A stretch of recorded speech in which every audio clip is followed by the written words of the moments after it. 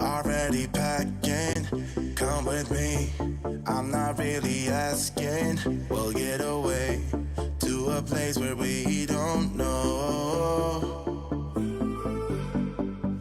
About to see the world in action, what we can be, life with no distractions. We'll get away, this is what we waited for.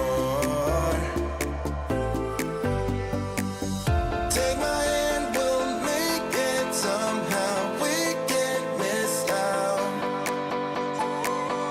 I'm done living life with the lights out, die with my own doubts. Be free with me. Let's go, let's be free with me.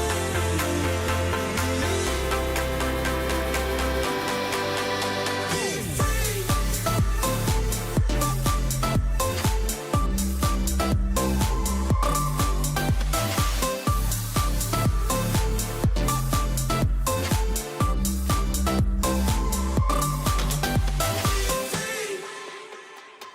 Not looking back, eyes on the freeway, Bonnie and Clyde, a classic cliche. We're on the run, this is what we waited for. Take my hand, we'll make it somehow. We can't miss out. I'm done living life with the lights out, die with my own doubts. Be free.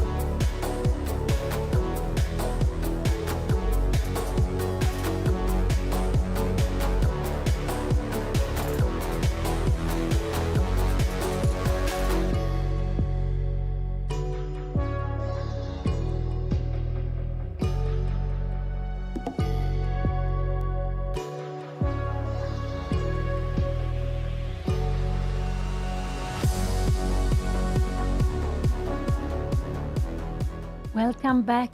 It's time for a new round in Reykjavik Open. Time for round number 7. They will start at any moment. So Anna has played 6 games. She has 3.5 out of 6 this morning, early in the morning. She won her game with the white pieces, and now she is on 6.5, or 6.5, not, but 3.5 out of 6 plus 1, which means that she has won one more game than she has lost. So Anna has won 3 games. She has made 1 draw, and she lost 2 games. And here we see her sitting at the board. She's playing with the black pieces against Sigurbjörn Björnsson from Iceland, a FIDE master with 23 of 3. And we can see that Anna, when she plays against someone higher rated, is quite a big difference. So this is the third time Anna is going to face a player with 2,300 or more. And always with the black pieces, which is normally tougher. But Anna can just be relaxed and try to do her best. And normally we learn quite a lot of facing a higher rated player. And I am Pia Cramling. I'm Anna's mother. I'm also grandmaster in chess. And I've been here with you the first 6 games. I will be with you also the last 3 games. So there will be the game starting soon at 4 o'clock p.m. local time on Iceland. And where I'm sitting in Stockholm. So it's 6 o'clock p.m. Central European time. Um, and here we see Anna. I'm happy she's sitting there at the board. I do hope she has had time to recharge the battery. It's very, very tough to play double rounds. So they played 9 o'clock in the morning, and now the second game will be held at 4 o'clock local time, 4 o'clock p.m. local time on Iceland. And Reykjavik Open, it's a very beautiful open, lots of players, more than 400 players. Anna is seeded 159 among these 400 players. After 6 rounds, there are 2 players in the top, and it's Vasil Ivanchuk, the legend, born 69, one of the older players, and he's facing the number 1. Let's see, Parmar Mahodsoglu. Oh, so difficult to pronounce, from Iran. So it's really a tough clash on first board. And after them, there are 4 players with 5 out of 6, if I'm not mistaken. And after them, there are a group with, I think, 18 players for 4.5 points. But Anna and her opponent, they both have 3.5 points. They both have won 3 games. No, they both, yes, won 3 games, lost 2, and made 1 draw.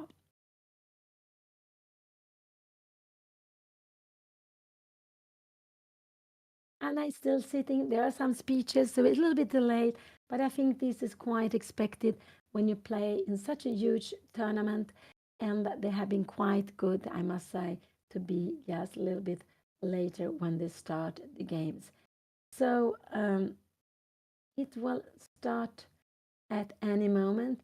So her opponent, I assume he's coming from home, is a local player from Iceland, and Iceland is not so big, so it might be there, or he's a little bit late.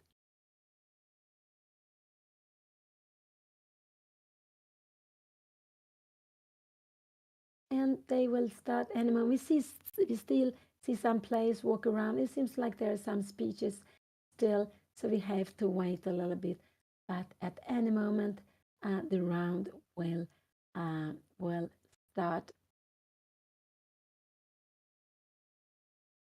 In this tournament, Reykjavik Open, this year is dedicated to Friedrich Olafsson, the first grandmaster from Iceland who just passed away some days ago. An icon, an important and an icon uh, in chess on Iceland. The first grandmaster beat 5 world champion. He played candidate tournament, and he was also FIDE president during some years.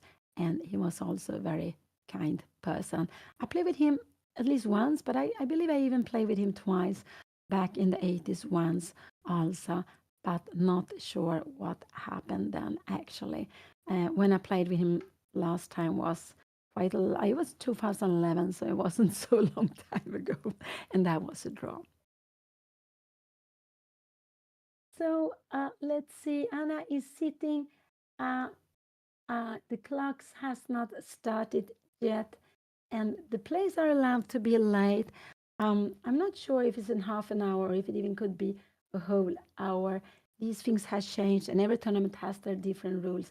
But in the minimum they have is that you can arrive 15 minutes late, and that's quite important because not everyone is staying in the hotel or staying close to the playing hall.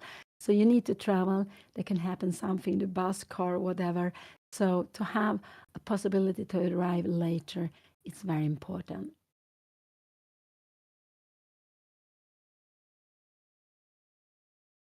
So Anna, during these 7 games, she has faced one international master, round three, Justin Sarkar from United States. She has faced two FIDE master, and here we see one of them. He is sitting down here now. Sigurbjörn Björnsson from Iceland, a FIDE master, born 75, 2,303. This is 257 points different, quite a big difference. And I also playing the black pieces, but she can be just so relaxed. Just try to do her best and try to learn from the game, whatever happens. But it's quite nice that she can go up and play, that she plays against higher rated opponents. But we see that they always have been players with more than 2,300. And the 4 players Anna has played, which has been lower rated, they have all been on 1800 something. So it has been a big gap between being the lower rated player or being the higher rated player in Anna's games. And Reykjavik Open, traditional open, going on for here we had, for this the Mhm. Here we have the moves blitzing out here. Anna has 3.5 out of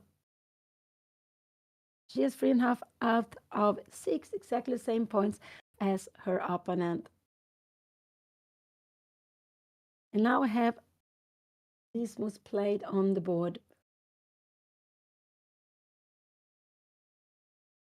So it's a Sicilian, not a surprise. It's E6. And here we have an open Sicilian with D4. Anna takes on D4 and he takes back on D4. So this is just one of the main line to be played here now. D4, we have an open Sicilian. What will Anna play here now? Here we have it on the board.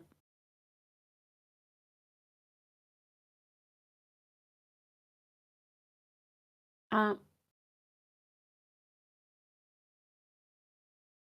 play knight f6.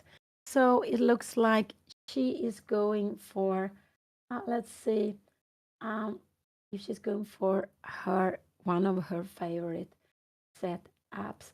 What is the difference between 2,000, 2,300? I always say it's quite a lot of difference. Also, maybe it depends on the peak rating. But Anna plays a player, he will become 50 this year, or if he has already had his birthday. So he's experienced player. I don't know his peak rating, but it's a difference of understanding and being the way, practical way on the board. So it's a quite huge difference when it's like 300 points. No, it's not 300, but it's 250 something, 57, I believe. So it's quite a huge difference. Here we have knight f6. He's taking a little bit of time at the board. So what will he play here now? But knight c3 is absolutely the main law. So Anna is attacking the pawn here. And the point is, you can't go formal. You would love to do that, but we have this check. And here we have knight c3 on the board. This is absolutely the main line. Knight c3. What will Anna play here now? Will she go for her two knights, 4 knights? And here we have it on the board. These are called the Sicilian 4 knights, I believe. Knight c3 was played and knight c6. And we see we have all the 4 knights out. White can play in lots of different ways here. You can go bishop b2, you can go a3. This is the main move, to go knight b5. You can also try to play something like bishop f4 if you want to. but I would say that this is the main line, or this taken on c6. And here we have it on the board. Knight b5 was played. Anna played, here we have it on the board. It's a little bit late. Knight b5, knight d, and we have d6. So now bishop f4 is the main line to force. And here we have it on the board. Bishop f4. It goes very quickly. The live board is here. We have it. He played bishop f4, attacking here. You need to go e5. And now white has made a hole here. You go bishop g5. And now a6 is a very important move because this is a tremendous threat, making a fall. So you need to take it back. Knight a3 was played and b5. They are just blitzing out the moves. It's coming, and here we have knight e5. So here we have it. This is the position. Knight e3, b5, knight e7. And has Anna played here now? Yeah, she played bishop e7, and that is just quite logical. And in this position, this is a knight. So we can see the pawn is on e4. This is in general the stronger bishop, but white takes away with the stronger bishop. Anna will take with the bishop, and here we have it on the board and what white has got is white has given away the stronger bishop. The pawn is on e4. This is a little bit restricted, but you have got this outpost. You have got this beautiful square for the knight, and you see that this is a backward pawn.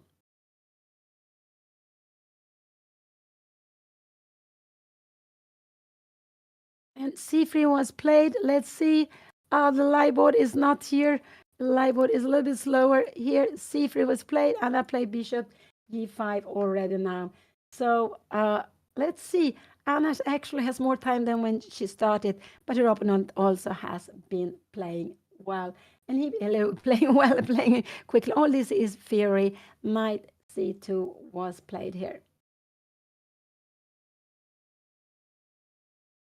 And here we have castle on the board. Here we have castle on the board, and we see it here now.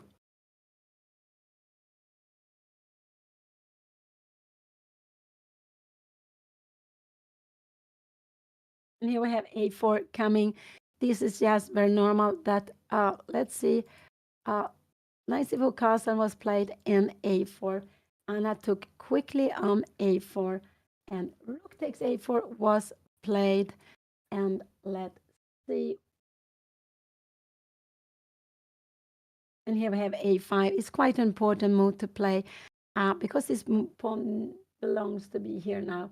And so we have this position on the board.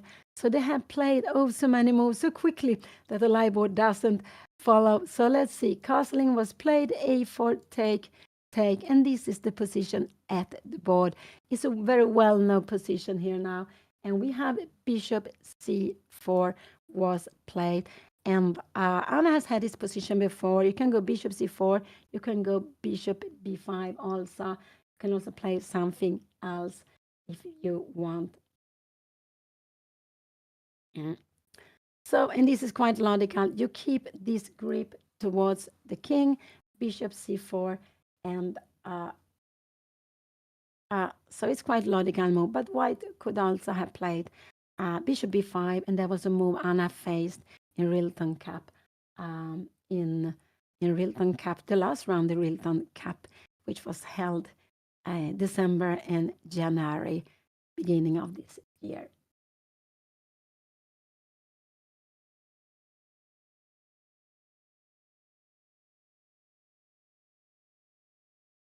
Yeah, she's played everything very quickly. Now she's a little bit calm up, but this is absolutely fine because when you're blitzing out the move that she has been doing, you don't maybe feel the position so much.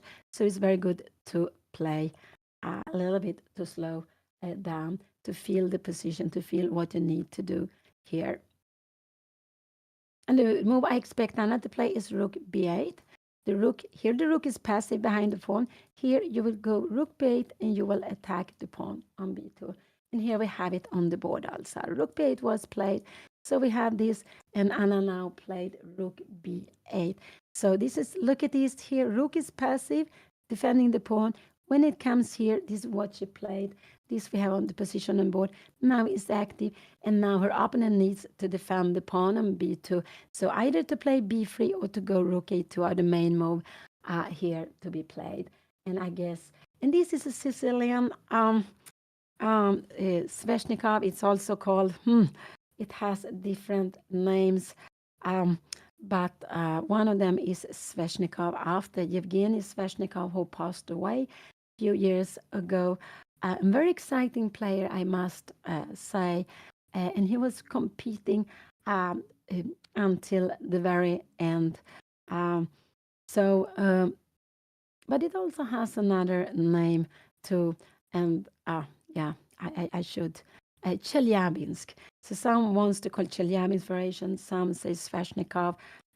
Not sure if it could even have a third name. But it's a variation. When you can see this pawn structure, this is very typical. You have to give this hole on d5, and then black can choose, white can choose to play in different ways. White choose to get the grip of this square d5 with a knight on d5, bishop c4 here now, and after that, but the price was that white gave away the strongest bishop, the dark squared bishop. Black's strongest bishop is this bishop. It could be possible that black sometimes exchange it, but sometimes it could be you go bishop e6, and if the knight moves away, you let your opponent take, because you take back with the pawn and you get control of this d5 square. So it's and when you see some of the best players in the world, you can see them playing Sveshnikov. I believe that Magnus Carlsen played Sveshnikov in the World Champion match against now I lost his name. It will come back. But he played it in a World Champion match, and he actually played it very, very successful. So it's just a reliable weapon also among the really top players. Because there are some Sicilian other top players don't want to play so much, not when they face each other, but when they face other top players, they want to play the most reliable. One of them is Sveshnikov, another one is Naidorf, you can see quite often. Caruana, of course, it was Caruana, the match he played. Fabiano Caruana, he played him, I'm not sure which year it was, but then Magnus chose the Sveshnikov variation. But in that match, I think Fabiano Caruana went for another line because Magnus played the direct move order in Sveshnikov. Anna has gone via another move order where white would have had a chance to play differently. So b3 was played. Here we have it on the board, rook b8, and he played b3 to defend the pawn. This one, and like this one is defended, and no, the bishop defends the pawn. And so now this bishop looks passive, but he takes a grip of here and he looks at the king. So for example, going something like this would just be losing on spot, because we give a double check and we would just take the knight and the fork. So, and of course, we're not allowed to move f5 with the king here. We will need to move it away. Yes, so Anna has played against two FIDE masters, round 1 and now round 7, and one international master. And the other 4 plays had been with 1800. And one of them, the young Daniel Raikumar from Trinidad Tobago. He was an A international master, an arena international master. It's a title, an online title you can have also. So so Anna is facing a strong players, but I think it's just very good for her to do so. We can see, let's see, as b3 being played here. Now we have it on the live board. This was the last move. They have played 16 moves. White has played 70 moves, blitzing out the moves. It has gone very, very quickly. Anna still has more time than she had when she started. And so here there are lots of plans. White will probably bring up this knight to e3, just to have a grip of f5 square. Black can play differently here now. You can go bishop e6. You can play a snow move like this. Maybe you're planning f5. You can even go g6 if you would like to. It's possible to play all. So there are different strategy, different way of playing the position. And this is absolutely one of the main line, I would say, in this line. And we could say that if we keep on playing, nothing really happens. In the end game, white would have maybe a little bit advantage because white could get this to push later on, not now, later on. And if it can start be pushing down, so white can get a pass pawn, but this one we cannot get it to use, so we need to get activity in other ways. And a normal common plan is to go for f5. Shall you do g6? But you will always need to put away the king. Always need to put away the king. Because remember, this bishop is looking down here. We're not allowed to move the f pawn as long with the bishop on c4. We always need to move away first. So I just take away the arrows. Oops. Here, oops, now, now it comes the other way. So, and now we like this. So, and they're playing with classical time. So you can see that Anna actually still has a little bit more than when she started. They get 90 minutes when they start a game. And in these 90 minutes, they need to make 40 moves. And for every move they make, they get half a minute extra. And that's very important. The best, no, I think it's different plans. I would say king h8 is one good move. Maybe bishop e6. Maybe you can go g6. All this free. I'm not sure about g6 actually, but I think it's also possible. But I like maybe more king h8 to be played. I guess whatever Anna plays. No, not sure. If you go g6, if you go h4, I think we actually just can grab it because you don't take queen h5. If you would have had queen h5, and the pawn was g7, white would be winning. But here you need to go here, but you don't even threaten anything because this bishop controls. So we go just bishop e6. There is no problem. So h4. You can also go g6 if you want to. I expect her opponent of the e6. I don't know if you can go g3 here now, but of the e3, no, we have this. We are bothering you like this. So if Anna makes, I think whatever Anna makes here, her opponent will either go knight e3 to put it more actively or castling. It could be that it's more precise to go knight e3, just a little bit of waiting. I'm not sure actually if there is a difference or not with that. Because sometimes the difference can be so small, so small that is not really easy to understand. But it's true. If Anna go king h8, h4 is a move. This is true. Now we cannot take it because queen h5 would win on the spot. So it depends on if you go king h8, h4 could be played. Can I take it? But we bring the bishop back. And if we make a move like this, we will go bishop f4. And this is actually absolutely fine to play here. I'm not really sure. Probably go like this. And we have this position here. I don't know if you try to go after the pawn here, can you go? But we're not really concerned because if you take this pawn, look here, and then we have knight e5, and we are threatening in the rook. We are also threatening on g4. This going somewhere, we just, yes, you go away somewhere, and we would just go bishop take g4. You have to come here, and this is just, I don't know, maybe queen f6. This is just very good for white. For black here now. So so she can play, Anna can play differently. This is one move, this is two move, and bishop e6. These are all moves. If she makes bishop e6 or king h8, her opponent can absolutely go h4. Anna play bishop e6 here. We have it on the board, bishop e6. Now it could be, is h4 is a good move or not? Bishop a6 and knight e3, it could be played. I'm not sure because after this move we cannot take it. We have queen h5 with s because if we go g5 we will just win the bishop like this, and if we move away the bishop somewhere we have mate in one. I wanted you to see that. Remember. So what can your opponent play? He can go h4. He can go knight e3 also. I'm not sure what was better here. Now he's taking some time. He is taking some time. I don't know. I cannot remember that I played against Anna's opponent. I played against some of the Icelandic players, but I play against the older ones mainly.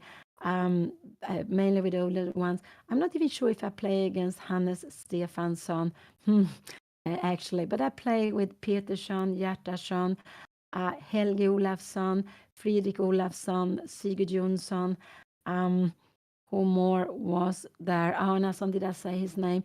Yeah, so I play with this team. They had very strong team in the 80s, 90s. I guess Fredrik Olafsson was not making the team then any longer, but he was stronger because he was earlier on.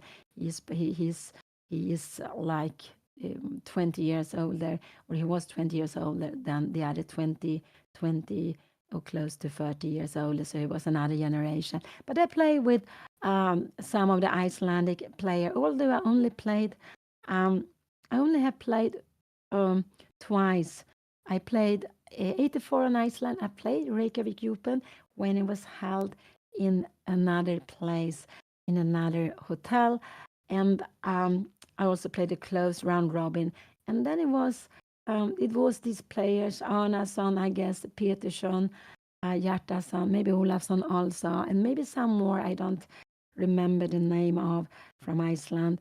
And then I played 95, but 95 was a zonal, and then there were players from it was the Nordic zonal, and it was played from all the Nordic countries. And I don't recall if I played against anyone um, from Iceland, but I believe I did so in that tournament. Uh, yeah, so yeah, that's true. We have also in Sweden, we have also very much this Navidsson, Andersson, Eriksson, Svensson, all this name, and we can see Anna's opponent Sigurd Björnsson, and it means son, of course. But they have this tradition with daughter, which we don't have in the same way in Sweden. So it's quite interesting actually. And Iceland, we cannot understand Icelandic. When I speak Swedish, I cannot understand when they speak Icelandic. We need to speak English with each other. I think Icelandic is an old Norwegian, but while Norwegian has maybe changed during the years, they have just kept the old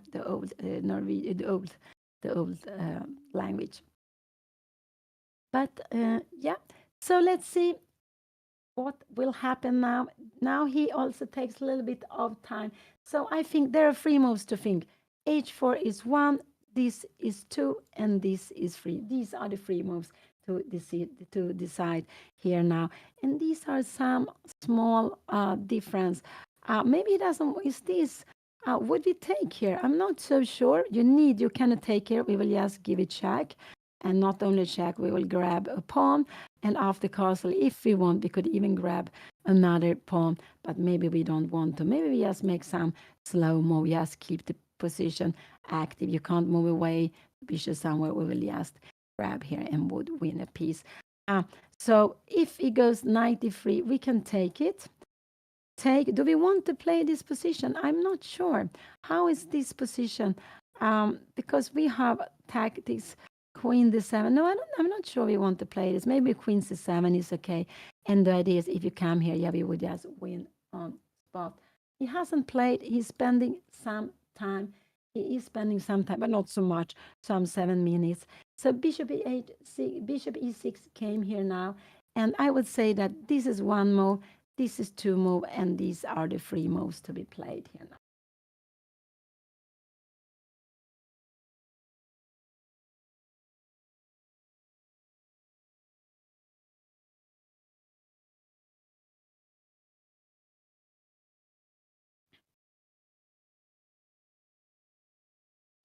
So let's see what will he play here now. One of them, what would I guess? I don't know. This is the more aggressive way of playing. And here you can try to go after the bishop, but we will go bishop f4 here now. So now you can go knight e3. And if I take here now, We will again, we don't take like this because how are we going to castle? And there is no hook, there's no g6 played. So even if you move down the pawn, if you come here, we will probably just put pawn on h6. Let's see. So if you go something like this, maybe knight e3 now is good. And if I take here, you take here. And now we got the pawn to h4. Is that an advantage? It could be. Could it be an advantage? Could it be that we have a plan of go rook e3, rook d3, and we will put pressure here? So after queen c2, can we go rook h3? Yeah, we could do that, absolutely. Rook d8, and we have rook d3, and all of a sudden, this is starting to become very good for white, this. So h4, bishop here, and knight e3 could be played. Maybe knight e7 is a good move to challenge, but we have time for this, and we go in here now. And now we can see, we don't take here. This is what we are dreaming of. You can take the pawn, but this would absolutely not be so good. And here we have h4. h4 is a good move to be played here now. This is absolutely the best move to be played in the position. I guess so. It's the way of, and Anna cannot take the pawn. We see here h4 was played. He played a4. Why doesn't he come up? She needs to go bishop h6. And here we have it on the board. And I like Anna. Anna only has one move to do. I like she comes here. And now I'm quite sure he will go knight e3. And I don't know if you go knight e7. I don't know if you take here now. Take. Can I go knight e7 now like this? We have castling. And how is this? Problem is after a move like this, and we go d5, we have knight take a5, and we will absolutely be better. We don't want to play this. This would almost be winning for black, because this we can take also here if you wants to. You can take on e4, but we have these two pass pawns together. That would be too much. So h4, bishop h6 was on the board. We have this, and now it is white time to play. Anna played this quickly, and he played g3. He went g3. What he wants to do. Now I like to go king h8, and then I want to castle. Because now we don't have this plan any longer, and if you go castling, maybe we can go f5. And now, of course, if he takes on f5, comes here knight e3. Maybe we lose a little bit of time, but you have also coming here now, and we can go queen d7. And queen d7 is possible to be playing. This is absolutely fine. So he played g3. I would say after g3, I like king h8. Here we have it on the board. I like king h8 and to go f5. This is what I would like to do. After this move, we will absolutely... Could Anna go? But there's also knight e7 could be possibly played. And if he comes here now, we don't want to take here. And also we don't want to take maybe this way to play this. Yeah, maybe we can go bishop d7. You go back. Probably rook a2. Now this pawn is... And we play here now queen d3, just defending everything. And again, king h8 might be a plan. So he played g3. That was a little bit surprise to me, actually, g3. But he wants to keep the pawn defended, and he's actually planning to go castle, I believe. So this is one move, and this is the second move. What more can we go? I don't know. These are the 1 and 2 move I would say are natural to play here now.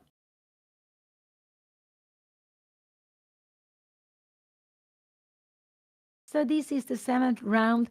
Anna, as her opponent, they both have 3.5 out of 6. And yesterday, Anna won in a very nice style. She won in a little bit less than 3 hours. It was a King's Indian, and she was white and against the King's Indian. And in the end, there was a mate. I think it was on 22nd, 23rd move. So she got to make a mate with the king had gone up on the board, and she had a mate with the light squared bishop. So Anna won this morning, and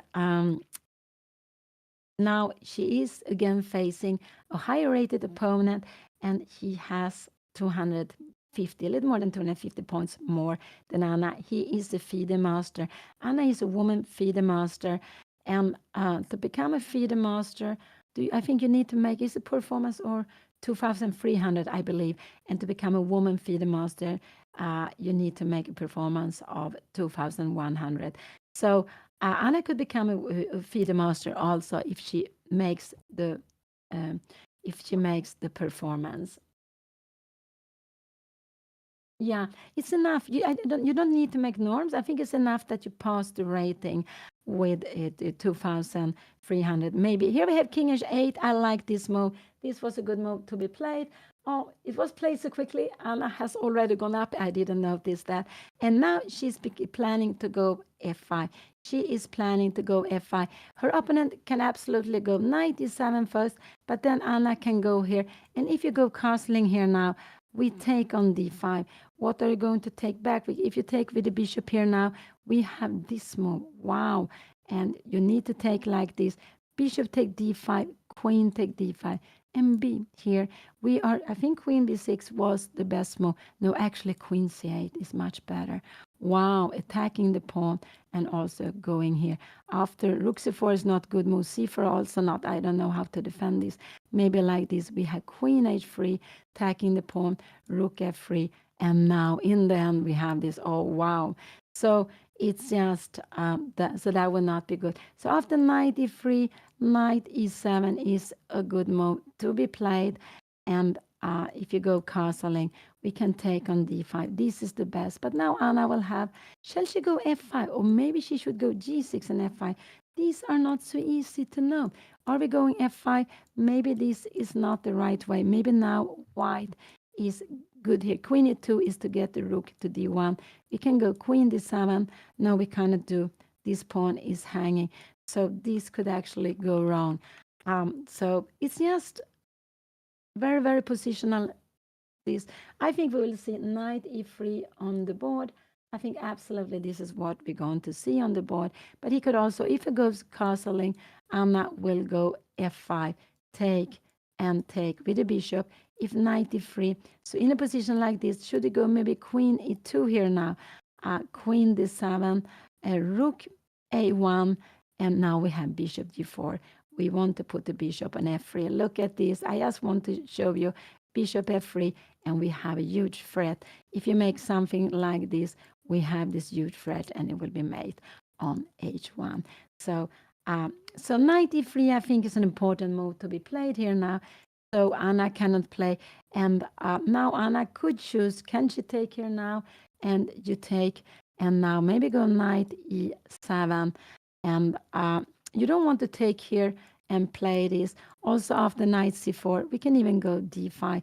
We get lots of, look at this. Queen C7 is actually better. We are attacking here, we are attacking there. And if you go queen D4, I guess we just play rook, take B3. So there are lots of things here. So after knight here, Anna can actually take if she wants to. You need to take back, and she can go knight E7. I guess could castling be a move here now? And the question is, should we keep? And maybe we can go bishop C6. I think we were looking at this queen D3. No, now it's not a good move. We have F5. We have F5. And if you're coming here, we will go D5. F5 is what a good move. Wow. Maybe we need to do something like this. And after F4, wow, this will just get, now this will actually get good for Anna. Let's go back. Let's go back. So King H8 was played very quickly. She is planning to go F5. The moves, I can only see two moves to go, castling and to go knight E3. These are the two moves I expect her opponent to choose from.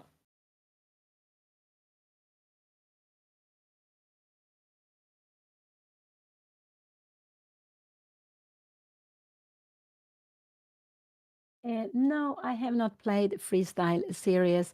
I have only played together against Anna, I think.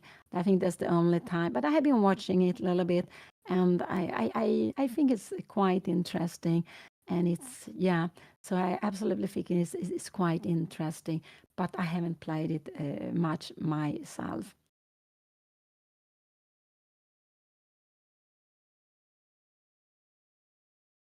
But here we have the traditional way of playing chess. And we have also a very traditional tournament, REYKJAVIK Open, such a beautiful tournament held in the concert hall, Harpa.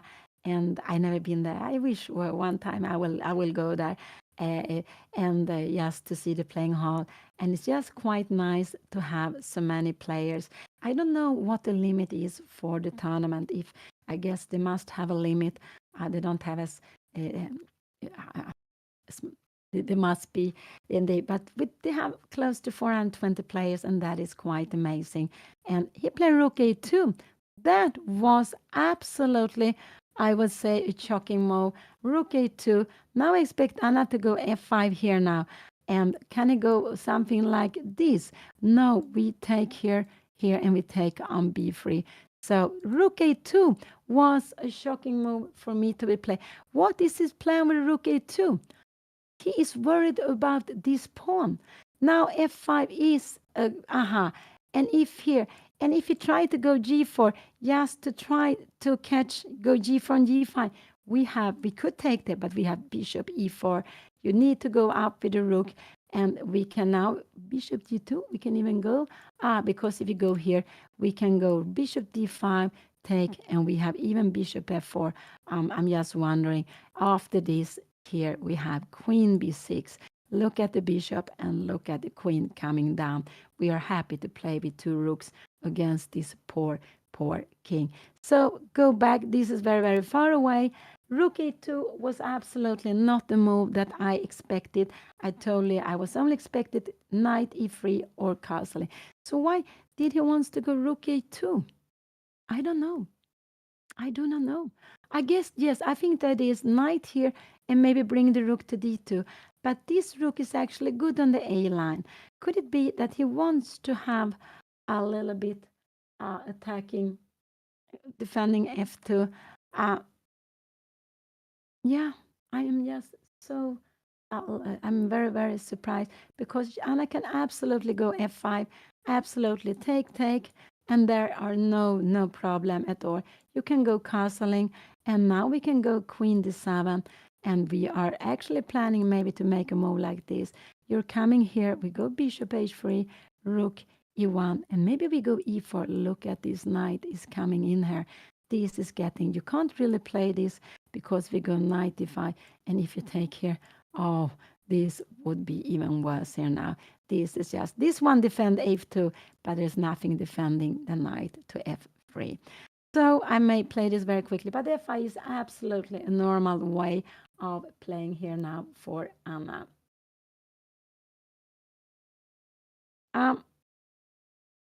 Just now I want Anna to play with the bishops. I don't want her to trade the bishop. I want her to go f5 here. I want her to go f5 because I like this knight to be here, defend, and I like to keep the knight on the board. I think maybe it will help a little bit white if we exchange one of the knights. So the two moves to consider is knight d7 and f5, but this is absolutely a move I would like to play. Absolutely. Because after this, if you go knight e3, maybe we will even take bishop e4. If you go castling here, can we go bishop f3 here now? No, you have bishop e2. This is the only move. And now we have a reason for this. Because if you take like this, we will grab the pawn. No, we don't grab the pawn because queen c4, but we have other moves. Because there are queen c4, we are actually losing some material. But we could just take here on e3 and start moving the pawns. This would have been good. But let's see, go back, but with the rook could have taken back on e2. Anna takes a bit of time. This is absolutely fine. They have made, oh wow, Robin has made his 20th move in just 12 minutes.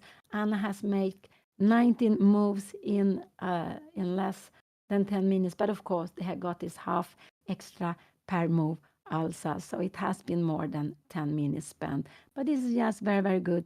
So king h8, the plan was f5. I just want Anna to go f5 now when she has the chance to do so.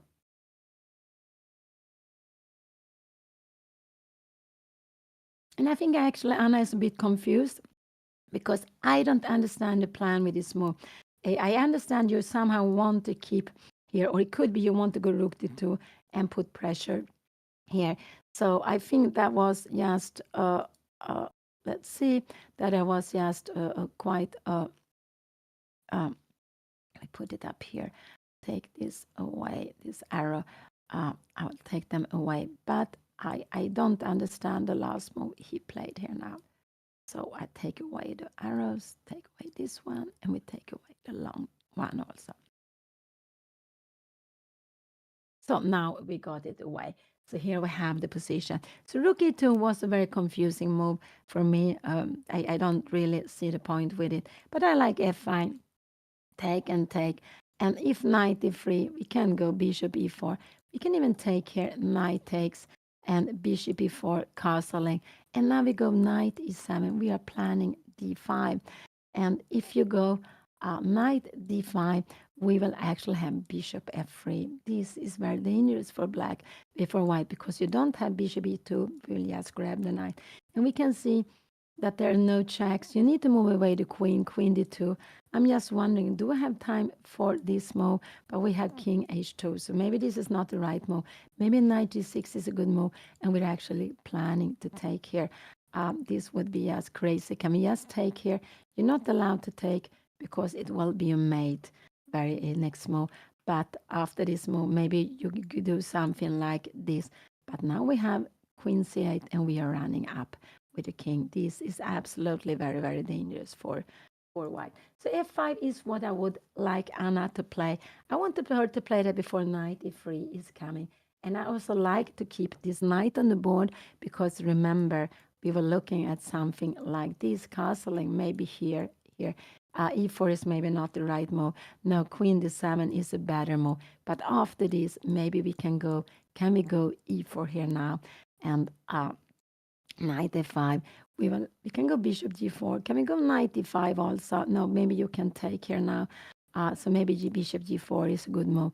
And let's see, knight e5. I don't know if you can go. Can you take this here? No, probably not. There are lots of things happening here. I have no idea. I don't know really. After the check, you have this move, and we would like to go queen h3, but it's not possible. And if you take here, we will just take back, probably with the bishop, and we defend anything, and white is doing well. So, but it's dangerous. So f5 is just absolutely the natural plan to be played here now.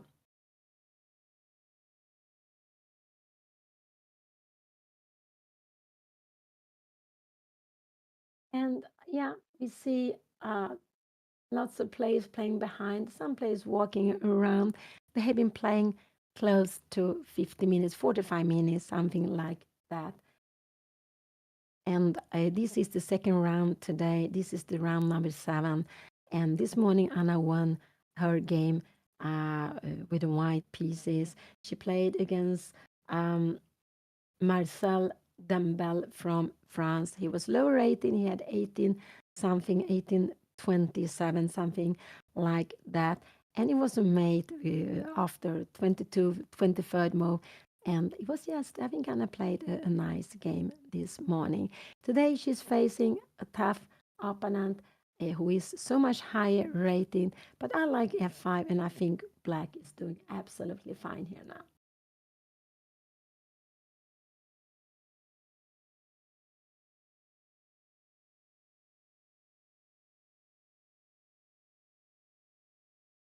And I like to go f5 before her opponent goes knight e3. So I like to play it. So these are the only move and I like this knight to stay here because I show you f5 is a good move. You need your queen d3. No, you don't really want to do. Maybe we just go queen d7. We see that the rook is very good on b8. There are never any forks because we will take it. So rook b8 was a useful move to put the rook activating the rook on the b line, but also stopping a fork, stopping knight b6. With the rook on a8, there would be a fork with knight b6, but with rook on b8, everything is under control. So this would also be good. So let's see. I do hope she goes f5. I do hope so, but f5, knight e7. But I like, if I can, I like to keep the knight a bit longer. Absolutely.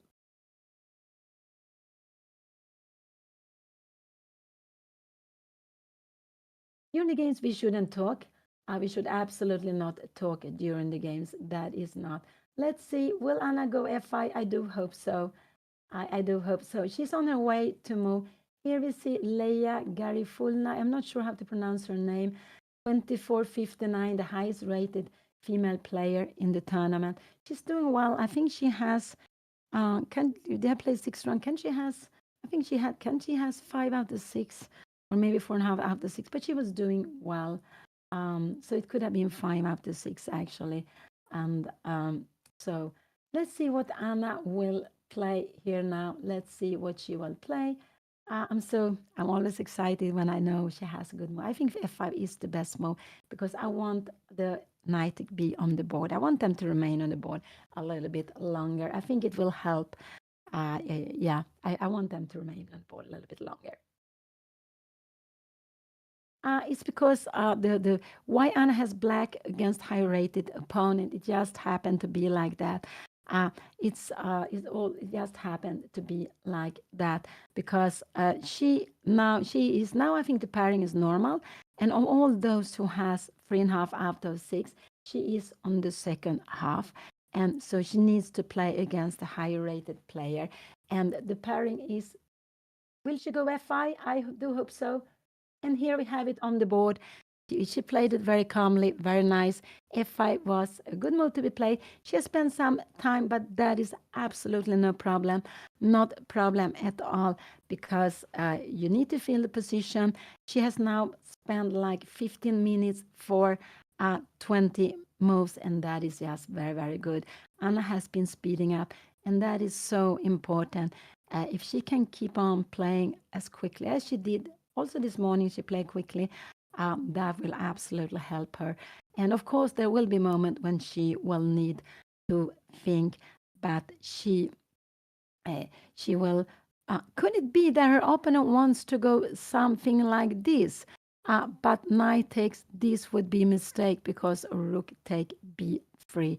Knight take d6, and we will just go rook take c3, knight take f5, and this is check here, and we have rook d8. Look at this bishop, king e1, and rook d2.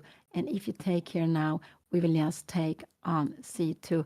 We have a terrible threat, king d1, and the terrible threat is coming. And when you cannot, if you try to do something like that, we have time to pick up the piece. This was very, very far, but f5 was a very good move to be played, and it was just expected. And let's see how the plan is with rook a2. I expect her opponent to take on f5. And then Anna has played f5 in 2 goes, but I think it's not such a big difference. And is this rook better on a2 than on a4? I don't think so. So Anna, she played f5, take in 2 goes, but it's absolutely okay in 2 goes because this bishop, if it takes an f5, Anna should not take like this.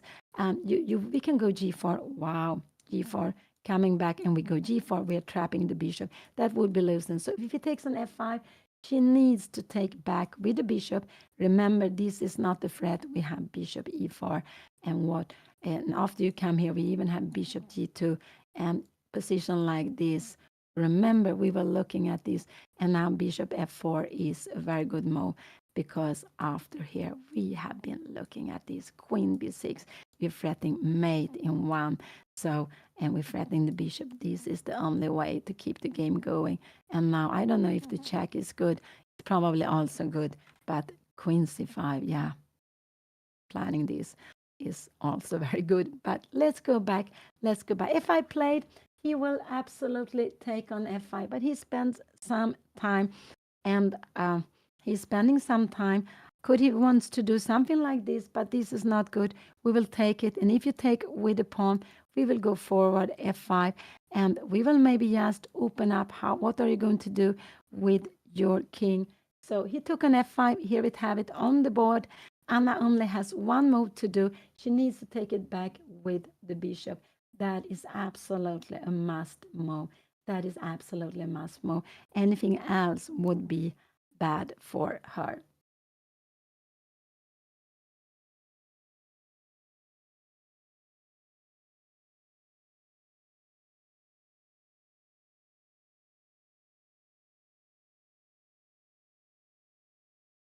Here we see the opponent Anna played yesterday, the young player Daniel Raikumar from Trinidad Tobago.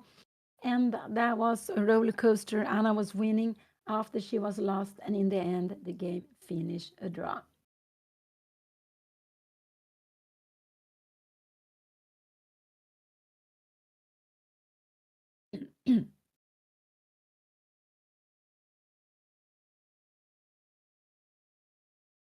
Let's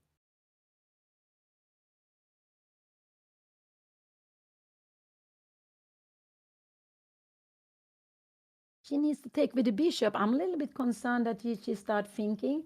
No, rook take f5 would lose after g4. We have g4 and g5 coming. So bishop take f5 is absolutely a must move to be played here now. Absolutely must move to be played. I don't know, can we take something like this, knight e7? But why would we play this? We cannot take castling here. And yeah, we could take this like this, but this would be very good for white. No, yes, bishop take f5 is the natural move to play. A little bit concerned that she takes her time here now because it's so obvious to play bishop take f5.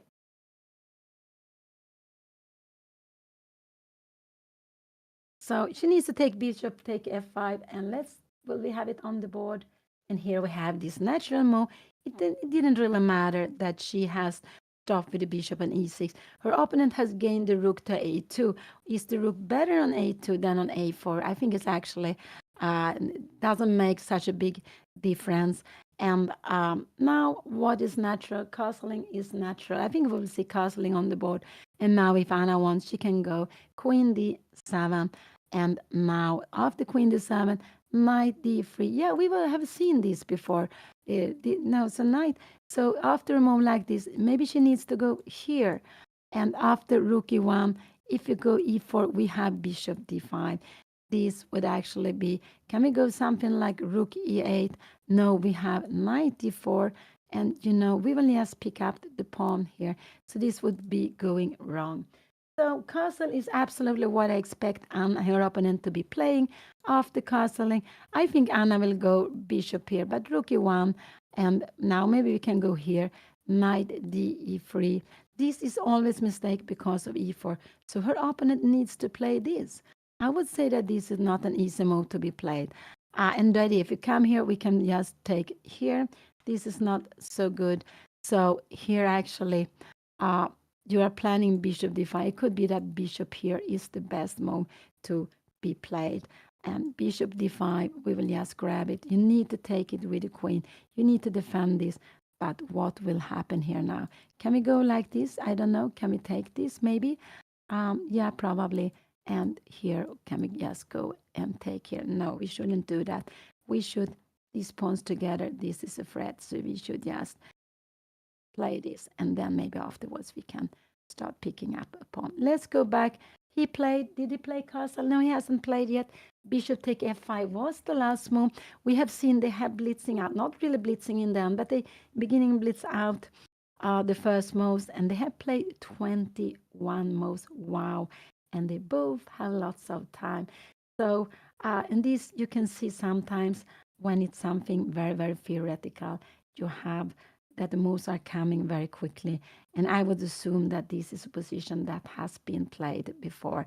Though I don't know it, but I guess it has been played before.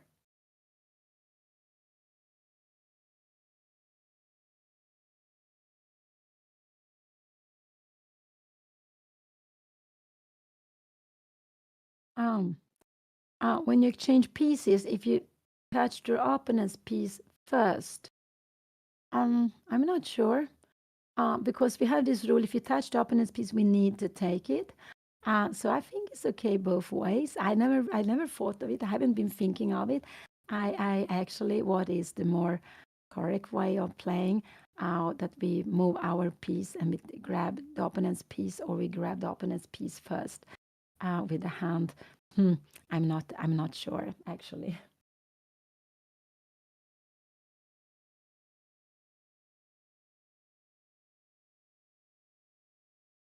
What do I do? I don't know. I think I do both of them. Sometimes I think I bring my piece, or I think actually that's what I'm doing. I also taking the piece first. I think so. The piece, I think so. I need to see when I will play Blitz or Rapid without thinking what I am doing. So yeah, this is an equal position. It's absolutely fine. So we are getting into the middle game. We see the players start playing a little bit slower. And we see that white still has this grip, but we have open lines here now. And what could be good? This would not be such a good move. Actually, this is the reason. And bishop e4, castling, and we can go knight e7. We are planning to go. Uh, Actually, we are planning to go d5, but I wonder, rook d1, maybe d5 is, oh, we have rook d2. Now we see reason with this pawn move. So queen c8 is a good move to be played here. And if you go bishop f1, we can just actually take this pawn. But after a move like this, maybe, I don't know if you can do something like, what could it be? And a king h2. Yeah, king h2 is possible, but it looks very, very scary. We are bringing out the pieces like this, and we are looking at f2. We defend also a5 pawn. So let's see, go back. I expect he has played. What did he play? He played knight to e3, and this was not such a good move. He played his knight to e3. Now Anna can go bishop e4, but she can also take on e3. This is actually a good way of playing. Her opponent needs to take and bishop e4, and now he needs to go castling and knight e7, and she is planning d5. Can we go bishop d3? We can go bishop f3, but you go bishop e2, and we are bringing the bishop, I don't know, maybe somewhere here. And now we have knight c4, so this was not a good way of bringing it. So maybe in this position, here we will just, can we go back bishop 8 here now, and knight c4? Maybe we will just give away a pawn. If you take here, we have d5, we will win material. And if you take like this, I think we have, maybe we have e4, maybe queen c3, maybe we can take, but maybe e4, bishop e2, and knight d5. Wow, knight d5. And we are planning to take here. This is just winning. This is very, very far away. So take on e3 is a good option to take away the bishop and to go bishop e4 afterwards and knight e7. So now Anna needs to use some time. I think this is what we will see on the board, castling. But after castling, her opponent gets another option to play like this. So this is the difference. And then we can see that this is a useful move. This is why it's better to take on e3 first. Because if Anna takes here, you don't want to take like this, because bishop e4, we are not allowed to castle. We're not allowed to pass a square with a king that is under attack. So here you need to go rook f1, but this king will be less happy. We are threatening a rook, queen h3 here now. I'm not sure what will happen. Maybe we go check here. You can't go here because we have a mate in one. So you will need to go out here with the king. But this looks a bit scary. a4 is maybe a good move, because if you're coming here, we will have a rook b4 also. So this is very, very far away. But taking e3 is a good move, because now to take, her opponent can only take with the knight. Only take with the knight. This is why it's good to do it already now. If you make like this and castle, and now you take, your opponent has two ways of playing. He can actually take with the knight that we've seen before, but he can also take with a pawn. And now maybe rook h2. There are some plan to get the rook here to f2.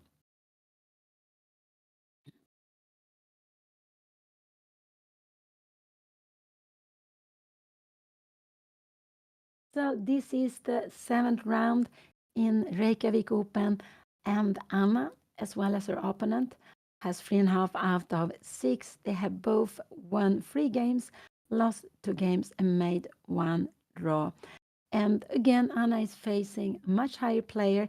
When she faces someone higher rated, it's someone on 2,300, and we can see it here now on the board. He's a FIDE master, and he has a little more than 250 points more than Anna. But I think it's just very valuable, very good for Anna to get the chance to play against players who has this rating. It will be tough. If Anna goes wrong and her opponent gets a grip of the position, he will probably not give her another chance. We could see that when she played in the first round And when she played in the third round against play with 2,300, she was doing well. But in one moment, she went wrong, and it was so wrong that her opponent got very good position, and they both of them, both in the first round and in the third round, they didn't really give her a chance. So, but here we have absolutely very interesting position. He wants to take the bishop here. I don't like bishop e6 so much. No, I don't like it. Then we have actually bishop g4. So no, it's better. So bishop g4 is actually the plan here now. So Anna will need to take it. After bishop d7, is knight g4 a plan now also? No, we have some tactics here with a4. What is happening in here now? And now we have knight a5. Wow. Oh no, this is crazy. This is absolutely crazy. It's not possible to play anything like this. But so knight g4 is coming. So Anna needs to exchange this bishop because she wants to exchange it for this bishop. She needs to be challenging the light square with the pawn in the center on dark square. This is the bishop she wants to keep, and this is the bishop she wants to exchange.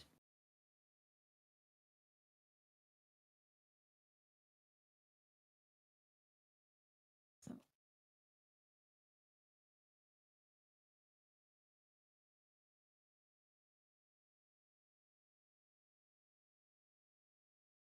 Anna has played against 2 FIDE master and 1 international master, and one who had a title AIM Arena International Master. It was the young boy from Trinidad Tobago, but that is an online title.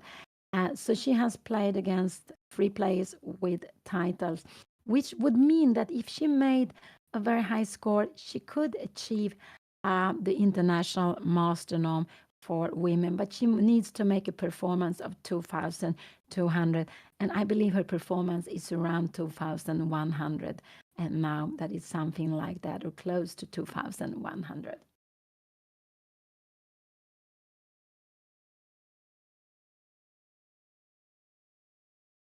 Yeah, it's better to exchange first. We can go bishop e4 is a good move to be played, but after castling, now knight g4 is a threat, so we should take it. And now her opponent can take with the knight, but he has also chance to take with the pawn. So this is the reason why bishop takes first is stronger.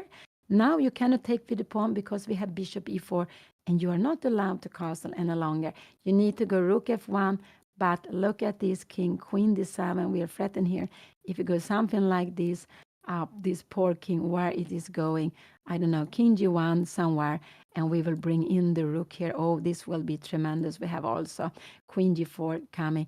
This is just fantastic. So this is the difference. This is why bishop take e3 is the best move. To play it now, so her opponent needs to take with the knight, bishop e4, castling, and now to go knight e7, planning to go d5 to get this pawn moving. And if you go something like this, we have bishop f3. This would be a mistake. You need to move away the queen, defending here now. And now knight g6 is a good move. I don't know if we can go queen g5, but we go queen d7. We have a tremendous threat. After a move like this, we will go rook f8. You need to go home, and we will probably go rook h5. We are starting some tremendous thing here now. Actually, we are starting to have the threat to play knight take h4. Look at this, knight take h4. If you take, this is actually a mate. So this was one. So bishop take e3 is the best move. So white only has one option to take back with the knight. This is the best move, but it's not easy to understand that. What do you expect Anna to do? I expect Anna to go bishop e4. That is also a fine move, but it gives more option to her opponent. And lots of players are sitting. I think they're also very tired. They started this day at 9 o'clock in the morning, playing the morning round at 9 o'clock a.m. Icelandic time. And some of them have played for a very long time, 3, 4, 5 hours. And then now again, you need to play the second game today. And this is the last day with double round. There will be the round number 8 tomorrow at I think it's 3 o'clock p.m. local time on Iceland, and then the last round on Tuesday. So there are only 3 more games to go. today, tomorrow, and the day after.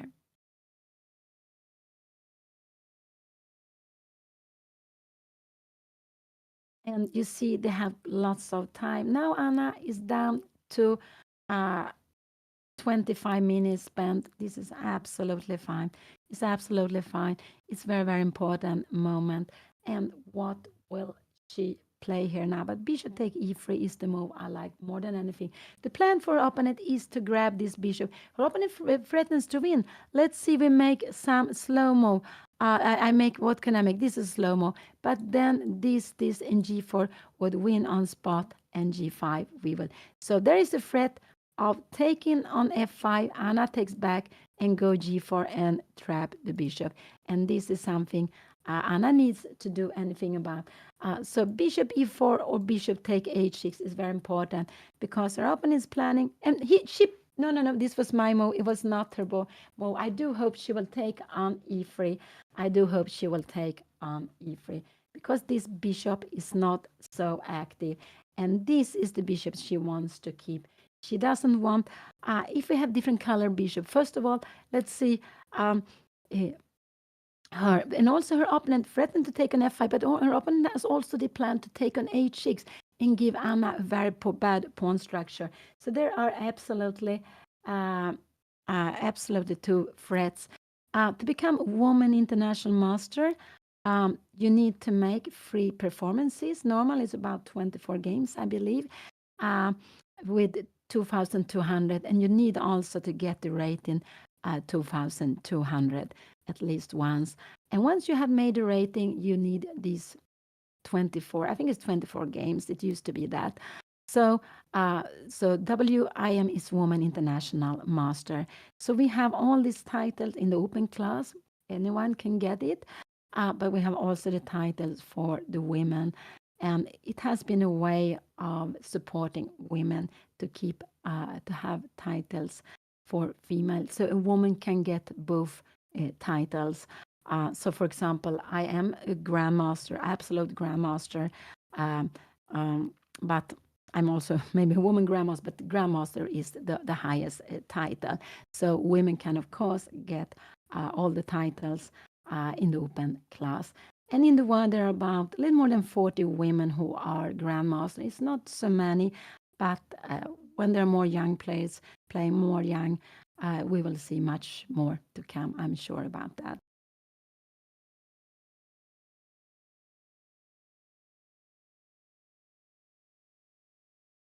So yeah, I like to take this. I only like this in bishop e4. Anything else, I think, Anna, after this move, this will be very good for this will be very good for our opponent because we don't want to play this.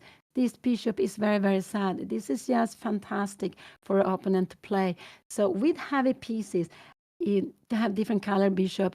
After this, we can just take here and we take on, maybe we can take on a5.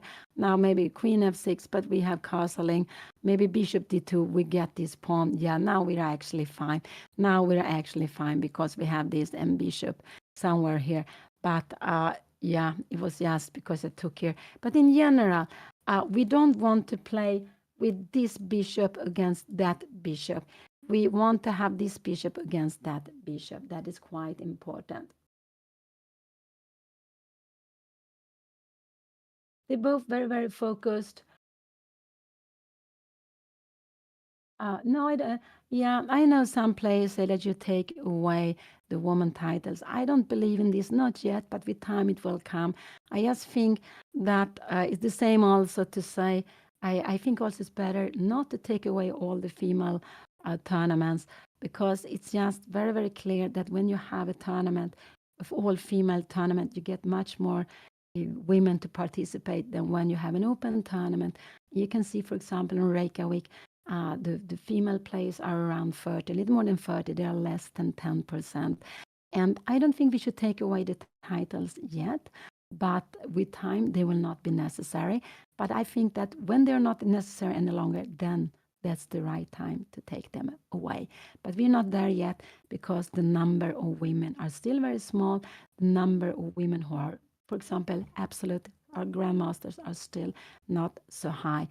So it's It's a way for those women who feel that I cannot become grandmaster, but I can try to become maybe international master. But if I can't become international master, I can try to become woman grandmaster or woman international master. So I believe that we still should keep them. And when the day we have around equal numbers, female, male players, then I think there is something. Then it's absolutely different, of course. But there's so few women playing still.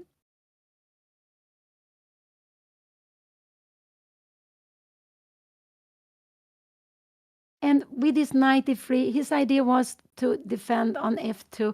He wanted to defend on f2. Absolutely.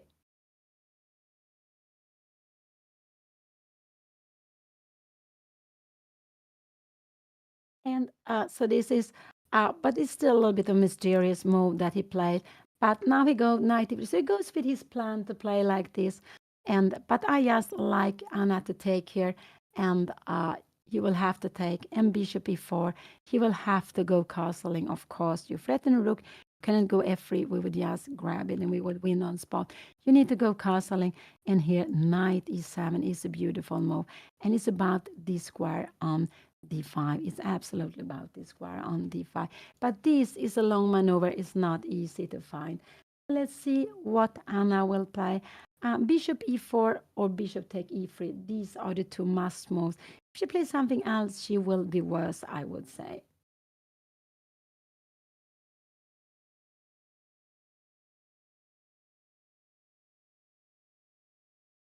And both of them focus on the game. We see some players walking around. Those who walk around quite slowly, I guess they are still in their thoughts about their games. So take the knight is what I do hope Anna will play. I do hope she will take the knight on e3. And this has been Sveshnikov Chelyabin's opening in the Sicilian, where we have this typical pawn structure, d6 and e5. It's a hole here on d5, and this is what white is playing for.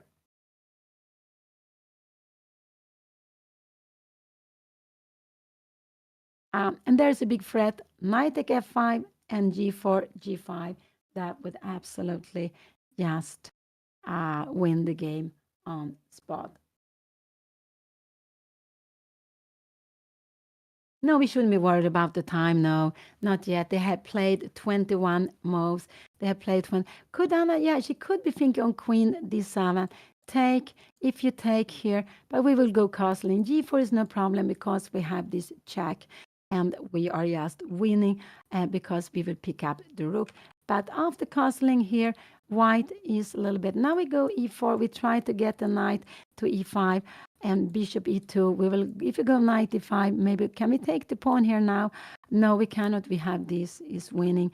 So you need to go king h2 here now. And what will happen? I'm just wondering, can we grab the pawn here? Yeah, we could do that.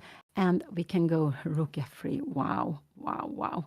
And we are trying to get some, I'm not sure really what is happening here now. And we are putting some pressure, king g2, queen f5. And if you take like this, we will come here. We will give the check. You need to come down. And we will just go back. And we have this tremendous threat. So knight e3, we would come here. And we will next take on e3 and will be made on g2. If you go something like that, we have instead knight g4. You cannot take it because it's made. There is too many attacking pieces. So queen d7 is also a move to be played because after g4 we have bishop e4 and this is fine. But after if she goes here, I expect her opponent to take here and go castling, and now we can go e4. This is actually a way of playing. G4 we are not really worried about. Queen g6, g5 we could actually just take it and check. And you're coming here, I guess we will go rook f3, or maybe, I'm not sure, maybe we start with a check. No, maybe we just go rook f3, and this is just very, very, should be a quick win here now. I'm not sure, maybe knight e5, could this be possibility? And we are, let's see what we will doing here now. Maybe bring in the pieces, but there will be a mate here soon. This will absolutely winning. So queen d7 is a move. I didn't look at this before. So there are 1, 2, and 3 move to be played here. And after this, after the g4 is not a problem because we have bishop e4, and take g4 is again not problem because we have the check, and we will have a double threat. We will pick up the rook. So queen d7 could be played also, but I like to keep the bishop. So this is the move I would like to play. But you see, there are lots of different moves to choose from, and it's not so easy to find the best way to play here. Absolutely not. So, but the moves, one of those 1, 2, and maybe 3. These are the 3 moves I would like to see at the board. So Anna, don't allow her opponent to take on f5, go g4, trapping the bishop, and not allow knight g4, because here he changed the bishop, but after castling e4, we are getting in with a knight. And this is not dangerous because we have bishop d3, and we will go bishop e4. So we need to put the pawn on e4 here now, knight e5.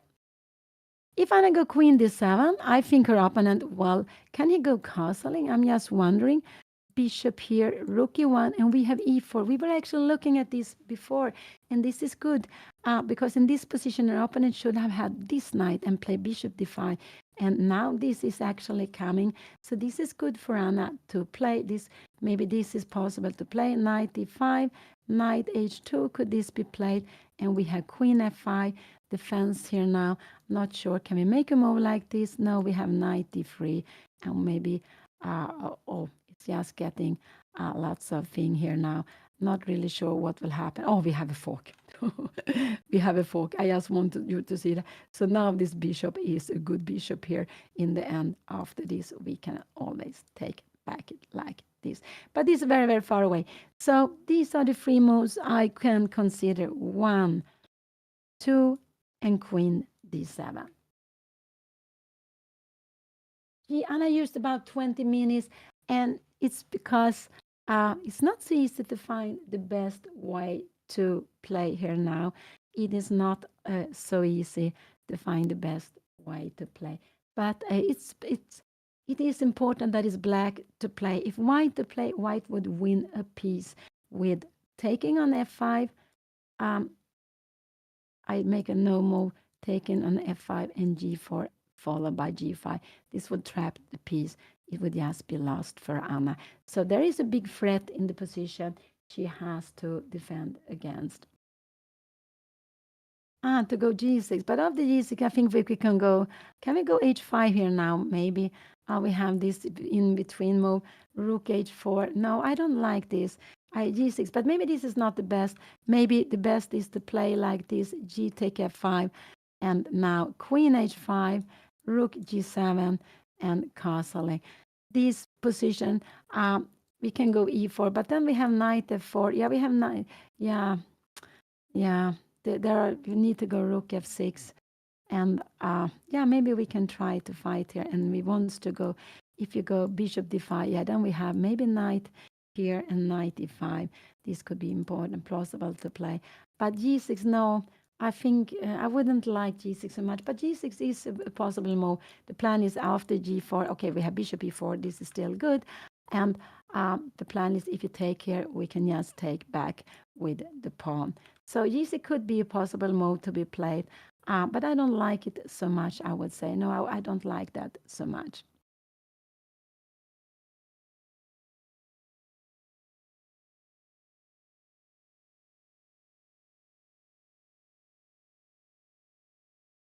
And here there are some players. There are some. Yeah, seems to be a team coming up watching her games. It seems to be a team coming here now. I'm not sure who they are. But so Anna has spent quite a lot of time. This is absolutely fine. I do hope she will not. And this, but she has spent about 20 minutes. There is a saying, don't spend more than 20 minutes on one move. because you will not find anything better than what you have planned. So it's quite a good to have that as a limit, 20 minutes, but not spending more time than that.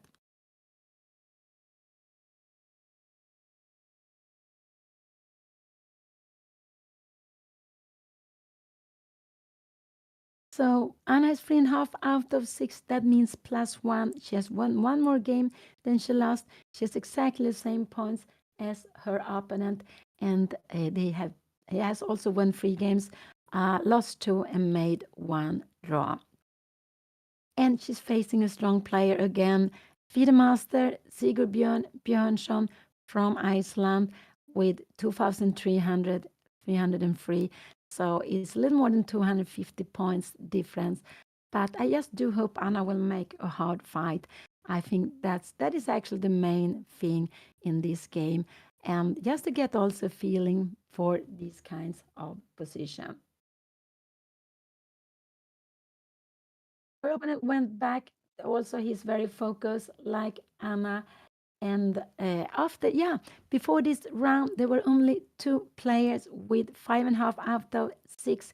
It was Vasil Ivanchuk from Ukraine, this legend player, and the number 1 in the tournament, Parman Mahodsodlu, also difficult to pronounce, from Iran. He's the number 1 with 26.84, and they are facing each other. And then I could see there were 4 players with 5 out of 6. And then the group, I think it was a big group with 18 players, something like that, with 4.5 out of 6. What did Anna do? She played bishop e4. That was quite expected. Bishop e4, it wasn't the best move, but it was one good move. Here we see Vasily Ivanchuk. He is walking around. He plays with the white pieces on first move. We will absolutely see castle here now. We will absolutely see castle in this position. Bishop e4 was played, and castle is the only thing he can do. He will absolutely do that. And then now he's planning, after castle, he's planning knight g4. So Anna should take, and here we have it on the board. Castle was played. And now after this, bishop e4, castling, Anna should take on e3. She should take on e3. Will she do that? I do hope, because knight g4 is coming. Maybe not. It could be that Anna will go queen d7, but I don't like queen d7. I want her to take. It's not sure if she will take here, but this bishop is not so good, and so it's just good to take it now. Oh, it's always nervous to watch, but I would prefer Anna. Let's see the live board. Has it catch up? Yeah, it catch up, absolutely. So here with the position on the board, they have played 23 moves. She could also go knight d7, something like this, but this knight g4 is coming. Knight d7 could be possible. This would be a blunder because bishop f3, you can't go here. We would just take this, and this is no problem because we have an extra piece. Knight e7. No, I wouldn't like this because we can take, and maybe bishop d5.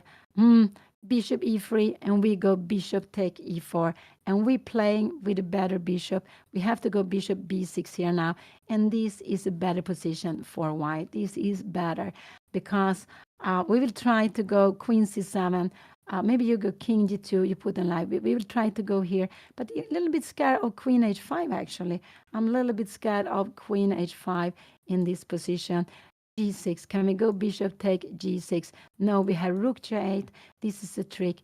And now we have rook to g3 check. So this is why the king needs, in this position, you need to put the king here. And now maybe we need to go g6. So we not allow queen h5 to come. And white will be, maybe you can go h5, and we will know maybe to go king g6, and you bring rook here now. And this is actually quite scary. This is absolutely very nice position for white to be played. And rook e2 is very useful. You're defending here now. So if you come here, I think we go not queen e2, but we can go queen c1, and we have this tremendous threat. So no, we don't want to play this. So I do hope she takes on e3. This is just a very, very important moment to do that. If she doesn't take on e3, will she do that? No, she will not do that. She is not taking on e3. She goes queen d7, but this is a mistake. Queen g4 is just very, very good move. She will get into problems after queen g4. Oh, I'm so sorry, because there is a double threat after queen g4. After queen g4, I think Anna needs to go bishop f5, and we will have to play this position. But no, we cannot do this. So queen d7 was a mistake. Now after queen g4, Anna is actually having a difficult position. She will play here. She will have to play like this, and we will have this endgame. But this pawn, with the pawn in g6, this is fine. Here, this will be, yeah, but she can fight. Her plan is maybe to go e4 here. Can we go rook b1 here now? Can we go rook e4? No, this is a mistake. We should go rook fc8 and just, but this is just, I'm very worried about this position. So queen d4 is the best move to be played here now. Queen d7 was played. She wants to go queen h3, but queen d4 is a very, very obvious move to be played. He played it on spot. He played it on spot. And now, did he go queen g4? I think he went queen d4. Did he go there? Yeah, he played it so quickly. And now after queen d4, Anna is having big problems. She has to change and go for the endgame. She has to change and go for the endgame. She didn't see that move. And this here we see the difference. He's a 2300 player. He gets a chance. He grabs it immediately. And Anna didn't see that move. She can trade queens. The problem is not that this will be changed. The problem it will be changed with a bad pawn structure. This is the problem. So she goes here and you take this and you have this. This would absolutely fine to be played. This is much worse pawn structure to have now. So now white is absolutely clearly better in this position. So Anna, she didn't see this queen g4 coming. She had this plan going. She wants to go for mate, this queen h3, but it was absolutely too quickly. She forgot about queen d4, and probably now she realized that what she played was bad. Absolutely. She should have taken here. And also now queen d7 would not have been a problem. If you come here, we would absolutely take it, and we would have d5. Wow, this would have been fantastic. Fantastic. So this is the difference. It's just the difference. But here we see it again. Anna makes a mistake, and here her opening goes queen d4 immediately, and we see his 23 player.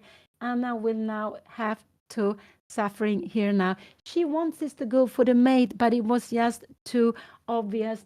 And it was absolutely too obvious. She shouldn't try to do it. She could have done it this way, and now she could have gone queen d7. But now we have f3. Maybe we have queen here also. This could have been played. This is the reason she didn't want to play like that. But now after queen d7, castling was played. Queen d7 was a mistake.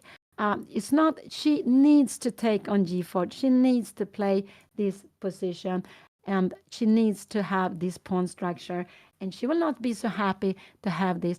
Bishop e3 will be played probably. We go rook fd1. We're planning d5. So no, knight e3 is not a good move. Actually, you need to stay there, because if you come here, we go rook d8.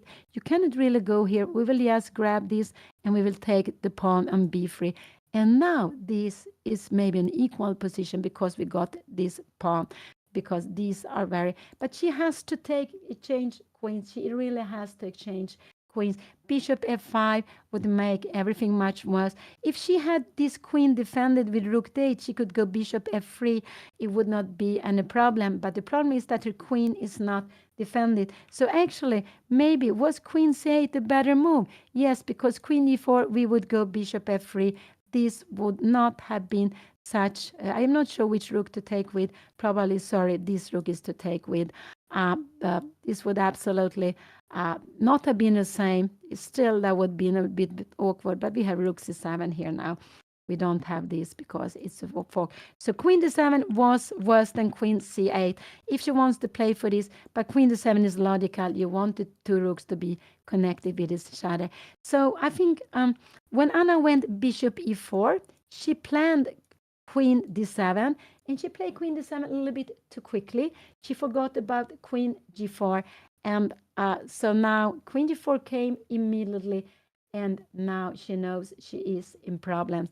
She knows she's in problem. The best she can do is change queens, play the endgame with this double H pawn, but that is not easy to see. That is not easy to see. But we shouldn't forget that this is the second round, so it's a lot of tiredness, and it's also tiring when you play against a strong player who is making good moves all the time.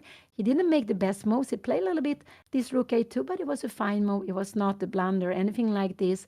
And now when Anna goes wrong, and that is the difference. A player 23 doesn't often go wrong like Anna has done now, because he saw this immediately that queen d7 is not a good move because of queen g4. And it was very, very obvious her plan. She wanted to go queen h3 and mate. So her opponent could play f3 or king h2, but absolutely when he had this, he could with this. I was just wondering, could we go rook f3? Could this have been a move? No, we had knight g4, queen d3, and we had knight h2. But we don't have this move, because after this we would have. Could we have this? I'm just wondering here. No, queen e2, and there is no mate. Wow, there is no mate. Wow, because check, check, check. The king will escape. Wow, the king will escape. So here we have it. And let's see, queen d7, queen g4 was played immediately. And Anna is just worse now. This is the first time she is worse, I would say, here now. And the best she can do is to go into the endgame.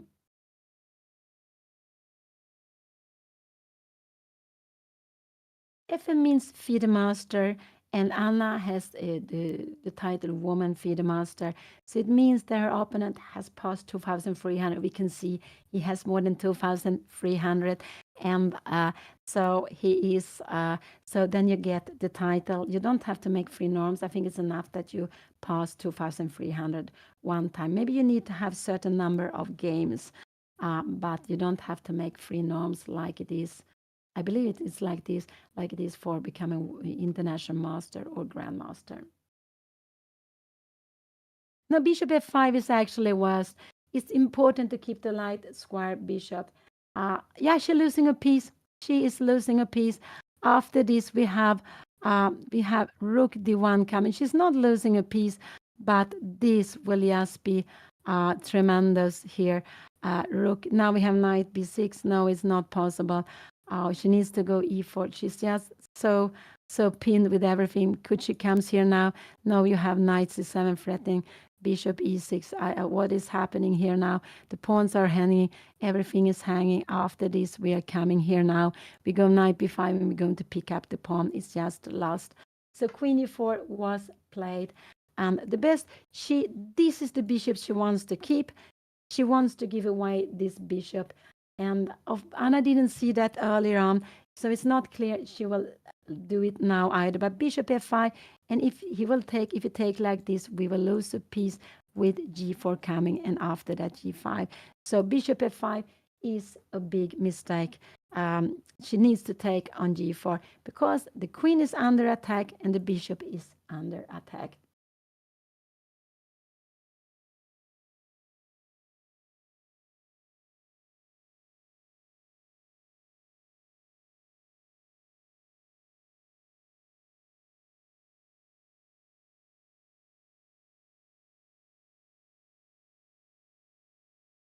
You can see, I think Anna is not so happy. She realized queen d7 was a mistake, and it was not, yeah, it was a mistake. But she can fight in the endgame. This is the way she needs to play. I like bishop f3, just to take this away. And we have this. The knight is good here. And what is her opponent going to do? Knight e3 is not such a good move. We will go rook f8. If you go knight f6, we will go d5, bishop e2. Maybe we'll go even, can we go bishop e4? I'm just wondering. You grab a pawn here now. We have also rook take b3. And maybe first we take away the knight here. And we go rook take b3.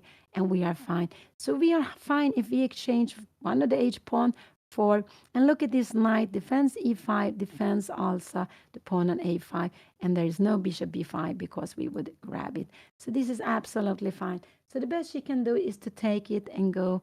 And I just like to do like this bishop f3, forcing matters because you can't play here. We would just take it.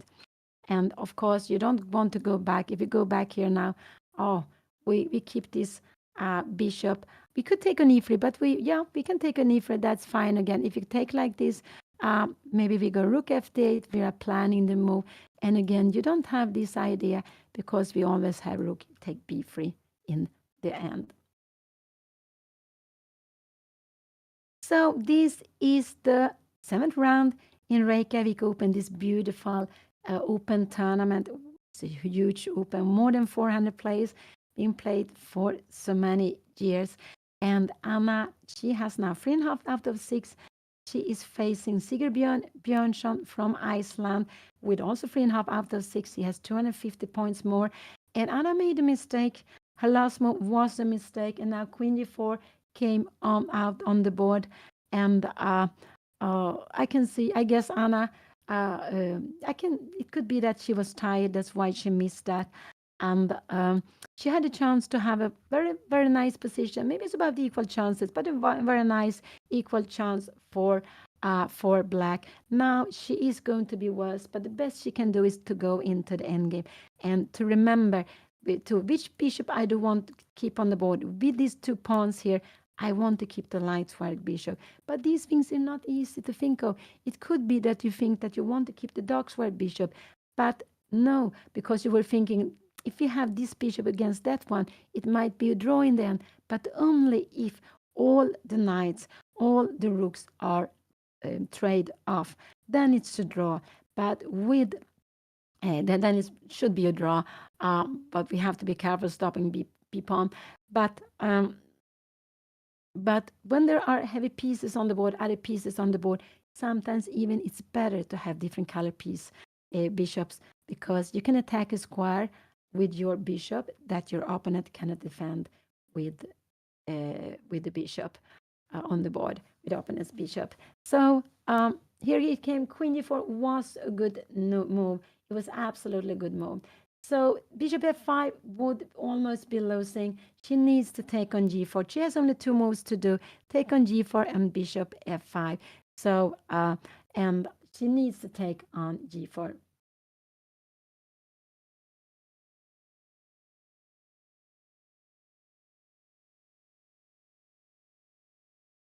I think actually it's good when you train in chess. I think actually blitz is good to play, but not too many games.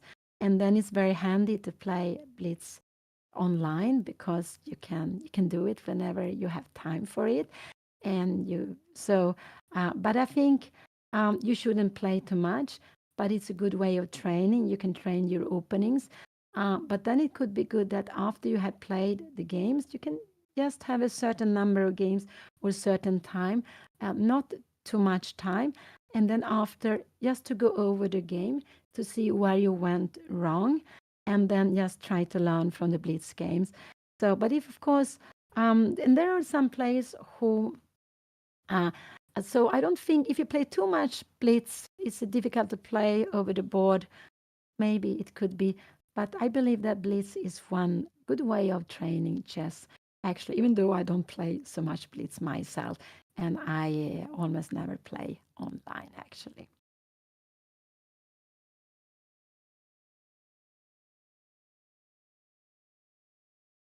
Here we see Vasil Ivanchuk walking around. He's playing the white pieces on first board against Parman Masodlu from Iran.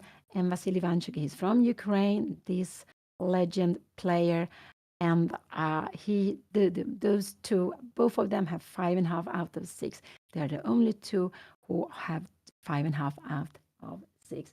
And I think that's so beautiful to see such a strong players playing in the open tournament. He has 2604, still a very strong player, and his opponent has 2684, but he's much, much younger. And it's just very, very common that with age, the rating drops down.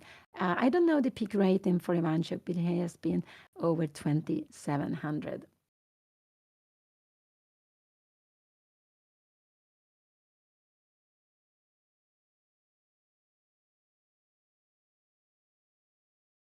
And what Anna only has two moves to make, take on g4 or bishop f5. Only two moves to make, but she needs to take on g4. She really needs to take on g4. That is very, very important.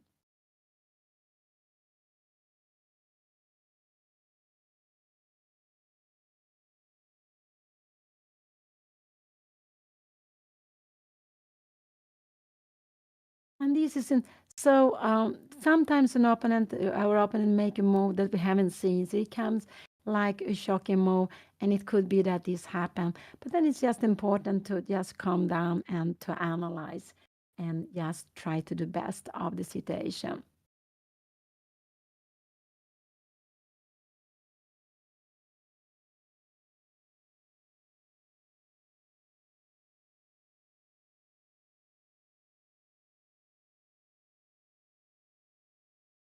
Now Anna is spending lots of times. She's not very happy with what has happened. She surely didn't see queen take g4, but queen g4, but she needs to grab it. Anything else would almost lose. Uh, actually, she needs to take on g4, but she's spending time. She didn't see that move coming, and I think the problem was that she, with bishop e4, she planned her next move, and she played her next move too quickly. She spent a lot of time on bishop e4, and then she didn't spend so much time on queen d7. And when she played it, she didn't look at it with new eyes, and that is very, very important. Queen d4 came, and we can see Anna is just worse now. It's just, I would say, maybe it's a big advantage for white, or close to a big advantage, but she's absolutely in the game. But the only good move is to take on g4. After bishop f5, she will almost be lost because of this bishop on h6. There are tactics. She will get into pin, so she really needs to take on g4. Mm. So Anna needs to take, and she doesn't want to take. That is absolutely true. So this is the seventh round. Anna has 3.5 after 7. She lost the first round, and she won the second round. She lost the third round. She won the fourth round. She made a draw in the fifth round. This morning she played the sixth round, and she won. And now we see her playing the seventh round against a FIDE master from Iceland. So now in these 7 rounds, Anna has played against one player from England, two players from Iceland. This is the second time. Two players from United States, one player from Trinidad Tobago, and one player from France. So you can see how international chess is.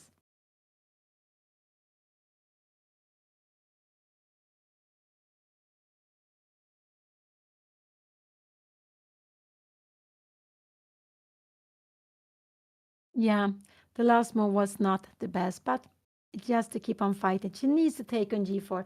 If she doesn't take on g4, she will get in enormous problems, enormous problems. So she really needs to do so. And then it's not so easy to evaluate. She will get this double pawn. What is better to do? And it could be that she will go bishop f5, but that would absolutely be not good. After this move here, this is not a problem because we go rook f7. I say not the problem, but this position is almost winning for white.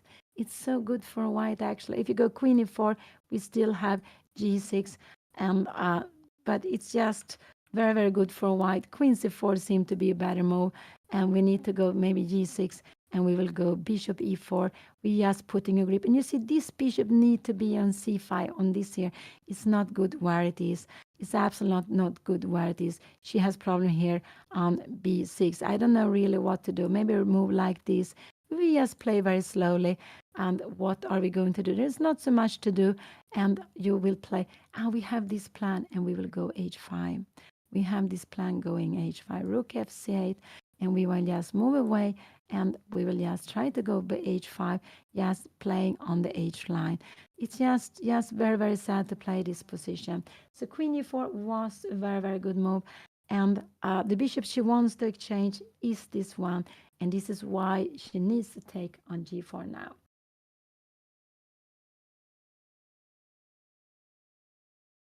So she only, to not lose material, she has only 1 and 2 move. Any other move would lose material here.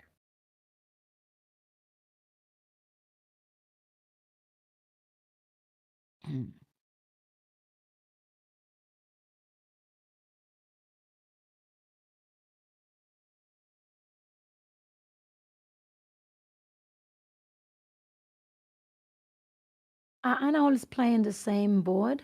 So whatever happens, she has a special board because for the camera, it's easier. You can also see they have lots of space. I like to see it. You see the score sheet. You see the pens they have on the side here, and they have lots of space also, and that looks quite nice. And it's also nice to have so you have space for everything. Also, if you want to drink something, you can see both of them are very, very focus on the game. And now Anna is spending lots of time. Her opponent, yeah, has much more time, but it's because she made this blunder queen. Yeah, it's a little bit of blunder. It's a mistake.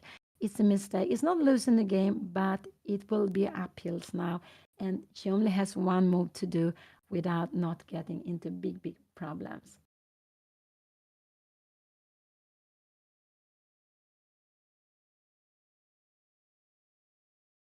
They have played now 23 moves. Her opponent has played 24 moves. Anna is on her way to make her 24 moves, and she's on her way to make her 24 moves. Here we see Vasil Ivanchuk coming, passing by, but he's very fully concentrated on his own game. He's playing very, very important game on the first board against the number one. I told you before, but it's quite nice that he's walking, he's passing by. And I'm a little scared if Anna go bishop f5. If she takes on g4, that will be a very interesting battle to see. So I do hope she will do that. I really do hope. I'm a little bit scared she will go bishop f5. She doesn't want to have the double pawn, but she really needs to keep the right bishop on the board, and that is the light square bishop. But I'm not sure which move she will make. It could be bishop f5, but then it just getting her into big, big problems.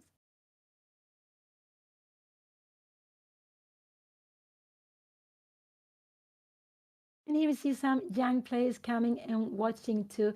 I think they are both players, absolutely. It might have been that they have finished their games, but I believe that they also are players.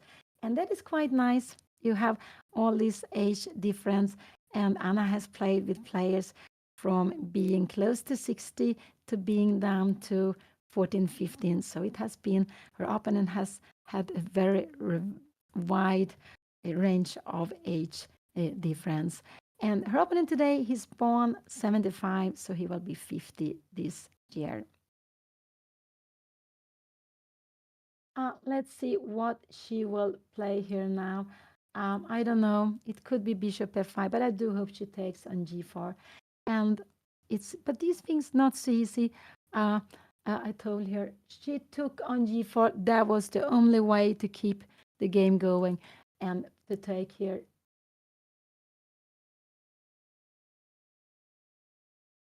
she took on g4, yes? Did she take on g4? I cannot see. Yeah, she took on e4, I think so. Knight to g4, bishop g4, and now bishop f3 is a good move, yes, to force. Actually, bishop f3 is good because you take away this file and you're forcing her opponent to take. If he goes here, we will just move away. Maybe now even we can even play this move because this pawn. So let's see, she took and he took, and now I like bishop f3, yes, forcing this way. And like this, we don't allow this rook to go to d5. So this is why I like this. And remember, you cannot play this. You would like to change the bishop, but we just take the knight on d5. So I like bishop f3, but it's not easy to see what could she it. But the idea with bishop f3, one is that you're forcing matters, but actually you are avoiding that this rook. Look at the pieces here. This is active. Let's see, we have the board. They are all active pieces. This one. This is not active. And this one will be good on d1 against d6 pawn.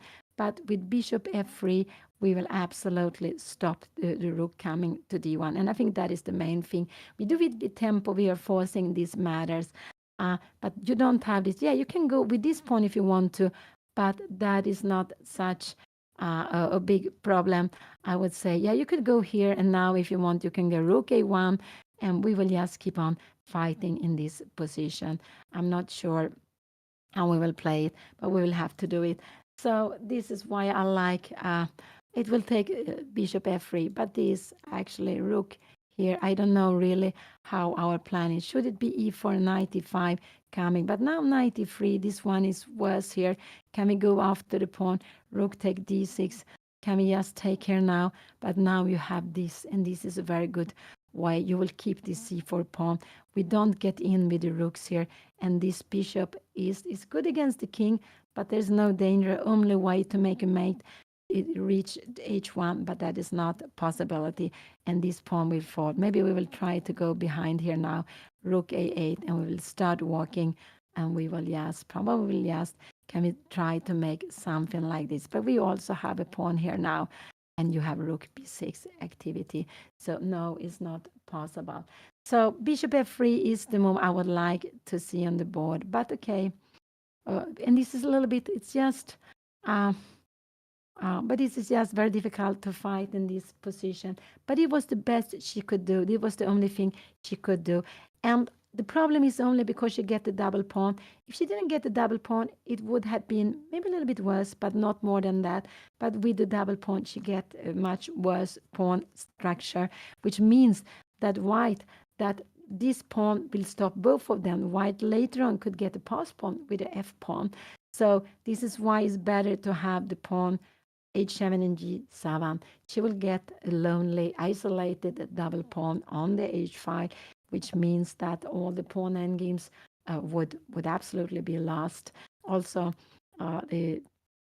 because this double pawn is just less powerful. The pawns are better standing close to each other, not standing like an over each other. So yeah, now he has a big time advantage, but it's because the position became easy for him, and now it's not easy at all for Anna to play this. But she did absolutely best. The only thing she could do was to change the queens.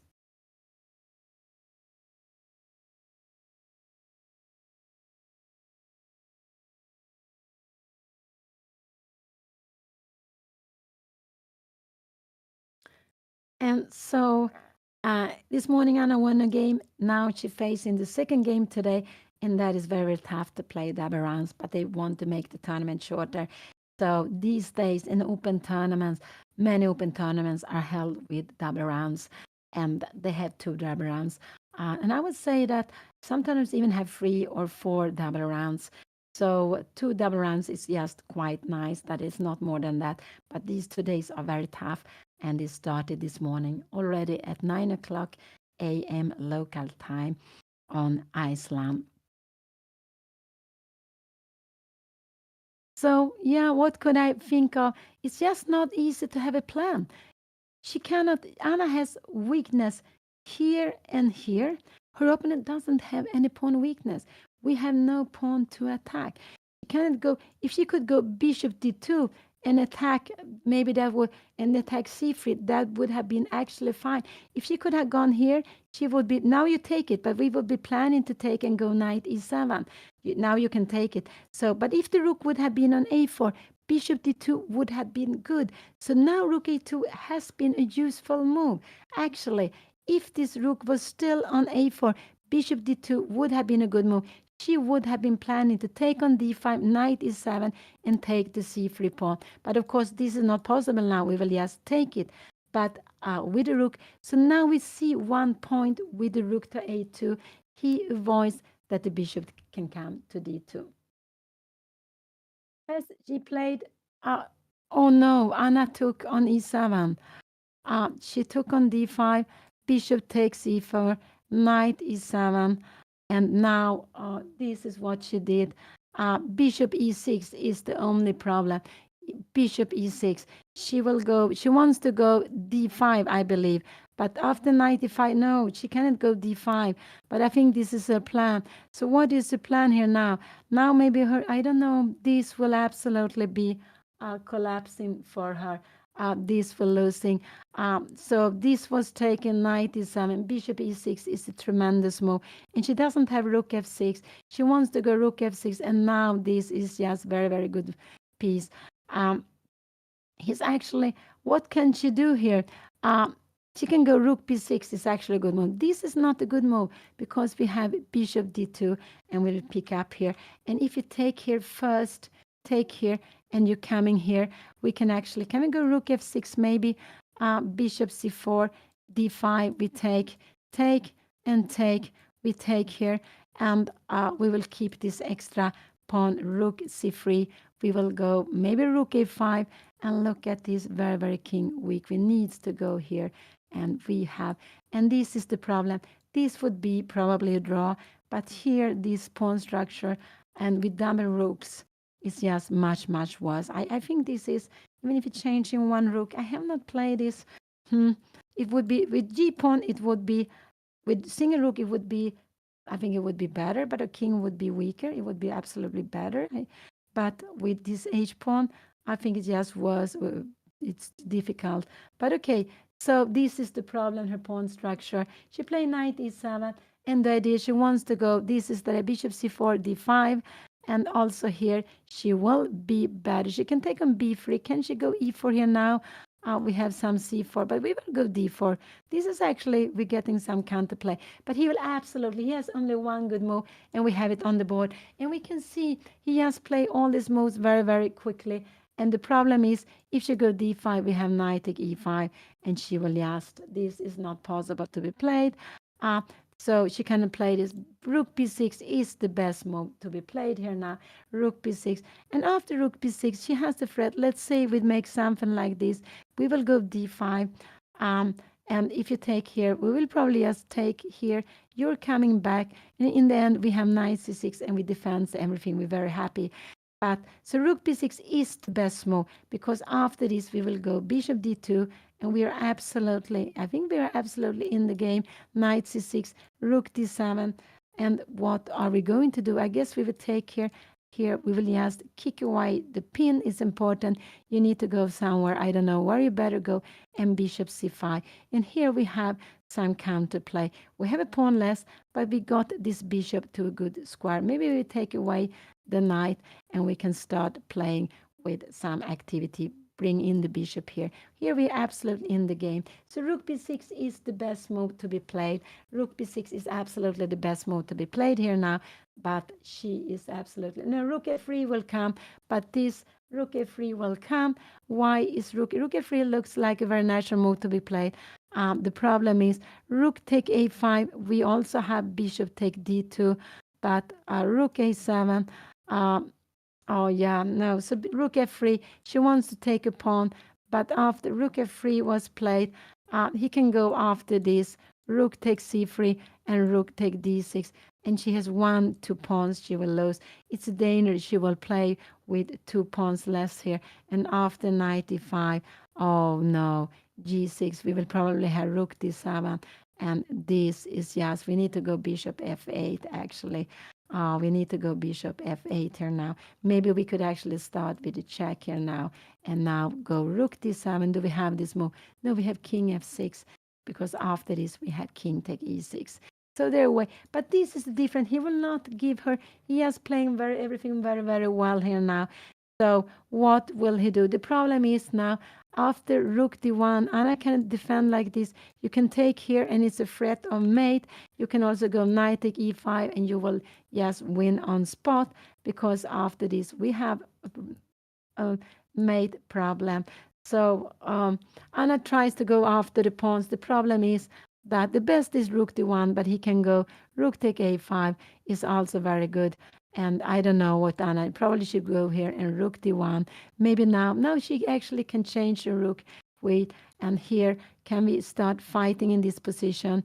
I wanted to go rook a6 and rook d8. So this was not a good move. I need to go h5. Just kick this away and just to try to play this position with d5. This is very, very far away. Wow. But now we have some counterplay here. Let's go back. So this was played, but this is the best way to activate. This is active, this is active, this is active. To activate the last piece, rook d1 is a tremendous good move to be played. And actually it's good to just keep the knight here on g4, because you cannot do so much. But because after this move, Anna can also go bishop d2. I don't know what is better, but I think everything is just difficult. She needs to go, because here we will just go rook c7. Oh no, we have rook takes c7. So, but maybe we have rook d7, and we take here now, and we have bishop d5. Wow, wow. We have bishop d5, so we are in problems here also. We need to take with the rook, and rook take d6, and now knight d4. And I guess we can go. Can we go like this? No, we have something here now, but probably just bring away the rook somewhere. And this is just probably bishop d5 is a better move to defend against check. And this e5 pawn will be gone because we are mated on the last rank. So let's go back. Here we have the position.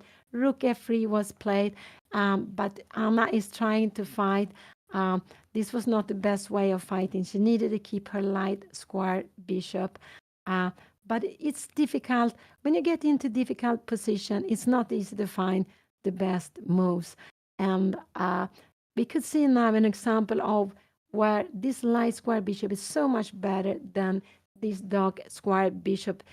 Not only move chances sometimes to go bishop d2 just to try to attack c3 pawn, but she has back rank problems, and I don't know what can you do. Taking here, maybe this will actually, and now go rook d1. He could play this. Maybe we can go. I'm not sure what is better. Rook b6, we will just take here. Rook takes c3, and we have rook a7. And wow, knight g6, and we have h5. Oh, this poor knight, where is it going? And after here, king g7, and we will just, we can go and pick up this pawn. No, not sorry. We have some threats like this. But we can see in a position like this that we have bishop, two rooks are very good together. This knight would dream to come to d4. If you get the knight to d4, maybe we have a chance. But we have also back rank problems, really, really big back rank problems with the king. So we would have preferred to have something like, I don't know, something like this, but we have really back rank problems, and this bishop is just very, very strong. So Anna play rook f3. What will he play here now? It's just very, very tough. She doesn't have so much time, but I'm not worried about the time because her position is just very difficult. And when she made this queen d7, but no problem. This will be a good lesson. And he played rook d1, the best move at board. He played this beautiful rook d1, and now Anna cannot defend the move. She cannot defend the pawn in any way. He didn't want to allow her to go bishop d2. So this was just a very, very good move to be played. And it's a little bit like I say, 1, 2, 3 pieces active. This was passive here. Now is active. She cannot defend because after this we have knight take e5. You cannot take it will a back rank mate. So this knight is tremendous on g4. You cannot take like this. We have the same thing to come. And if you go d5, we will just go knight d5, and we have knight f7 check coming. So the only thing she can do is take and rook d6. And now I don't know what can we try to do. Maybe here, maybe this is the best way to play. But he has this tremendous check here, coming here now, and knight d6 check. She needs to come king f8 and knight f7. And what do we have? We have an extra pawn, and we don't have any way to go with the bishop. We have knight d5 coming. There are forks. You can take on a5. There are forks everywhere. What are we going to do? I don't really know, but we will be 2 pawns down, and we will have also a very, very weak king here. Maybe, I don't know, rook d8, could that be a move? We will just grab here, and we will need to go some g6 move, but this would absolutely be lost. It's 2 pawns less, but we had a different color bishop, and we can see in a position, if we are changing everything, would there be some hopes? I don't think so, because these pawns, you will get a pass. Even with the bishop, with 2 pawns up, even with the only bishop on the board, I think this would be difficult to defend. But we have lots of pieces, and then it's much easier.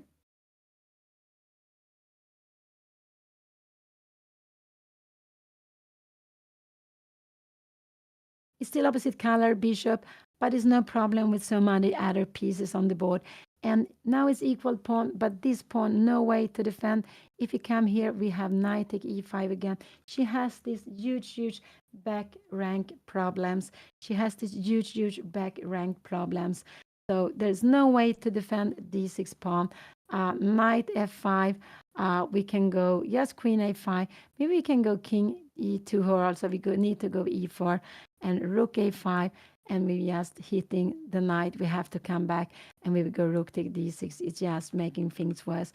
So maybe this Anna hope, but this is also just completely hopeless for Anna.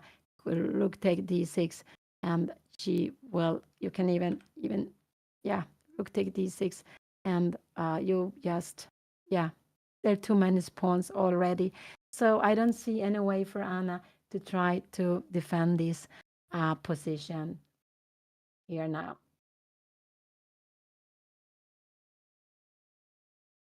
And this is what we see. We see Anna facing a player with 250 points more. And when he gets the grip, he will keep the grip.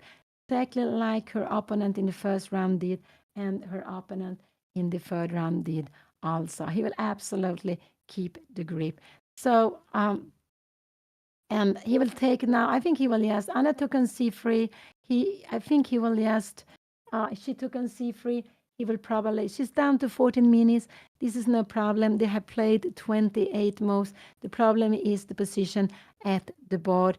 Could he go something like this? But this is not necessary. No, because we have rook c1. So actually, if it was for Anna to move in this position, she would go after a move like this. She would also go rook c1. She would be fighting. But he will absolutely take with this move. And there is no background problem here. Play g3 in h4.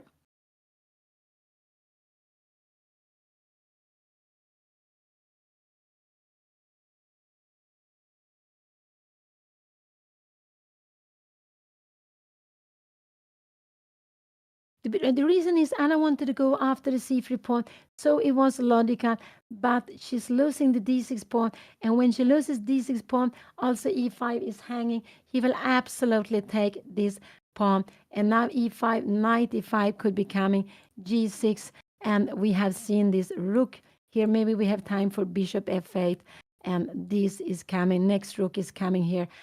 Maybe we can try some e3 taking here. Can we do something like this? King f2. No, this is already defended. We need to go away. I don't know where. Rook c3, and we have maybe rook a7. Yes. You see, this everything is defended. We just threatened to take here now. So it's just, and we can't move away the knight. It will be just mate in one here now. So it's just very difficult position. Even if it doesn't take on d6, the problem with taking on d6 is 2 pawns are hanging. This is why it's so important to take on d6. If you take here now, Anna has this move. It's not a check. She will take here between, and then she will go up. So this would give her some hope, but he will absolutely play rook take d6. Absolutely. And then he can also take here if he wants to and go rook take d6. Maybe Anna can fight a little bit better like this. If he takes, can she fight like this? Bishop d7, knight d4, take here, and we can go rook take b3. And here we have it on the board, rook take d6. This was absolutely a very good move to be played. Not making anything. I think Anna wants to go rook c6. I think she wants to go rook c6. And after rook c6, I think this is absolutely what she wants to do. But this is just very beautiful move to be played. So after this, we have the check, king here, and you take the rook with check. We need to come here. And now we can go rook take a5, and we have pick up 2 pawns. And it's just very good. So rook take d6 was played. This was absolutely the good move, the best move. He played it, and we see he's playing the best move. He played this beautiful rook d1, activating the only passive piece, and now all his pieces are active. Look at this is passive. This is passive. Her king is very passive. This has to be on the last rank. And he will have 1, 2, 3. This will come 4 active pieces. So it's just very, very difficult for her. And he's just playing this very, very well. We can see that he is a good player. He has got a grip of the position and he has increased his advantage. He is just having fantastic position. And we see the strength now with different color bishop here. We see the strength with different color bishop at the board.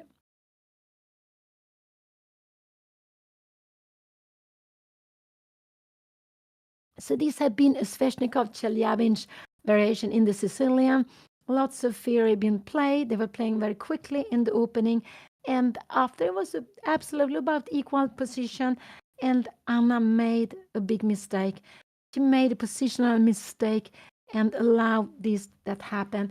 And after that, she couldn't find the best way, but it was just very difficult to play. They went into an endgame where this knight came to g4, and after Anna changed her light square bishop, she should have kept it, but it was anyway not so easy to play the position. She tried for different color bishop, but instead what happened is that all her opponent's pieces are all very, very active. She could give a check, but this check, king comes up. And remember, Anna has a dark square bishop. The king is safer here, is also closer to the center. So you put it on a light square, it's no danger. You could also come up here. So he has 2 moves. There is no problem. Her rook is better on c3 than on c1, I would say. Or it maybe doesn't really matter, but it's better to just wait with this move. And actually, we would just only help the king to come up to be a little bit closer to the center. But he has such a good position, so it's not even sure that he will need to use the king later on. But otherwise, in the endgame, you remember when there are less pieces on the board, the active king is a piece to use. And that could be the difference playing a position. You have active rook against an active rook. You have an active king. You often have a passive queen. Even with equal pawns, that could be actually winning. Even with a pawn less, with an active king against a passive king, it could even be winning. But of course, it depends on what pawns you have.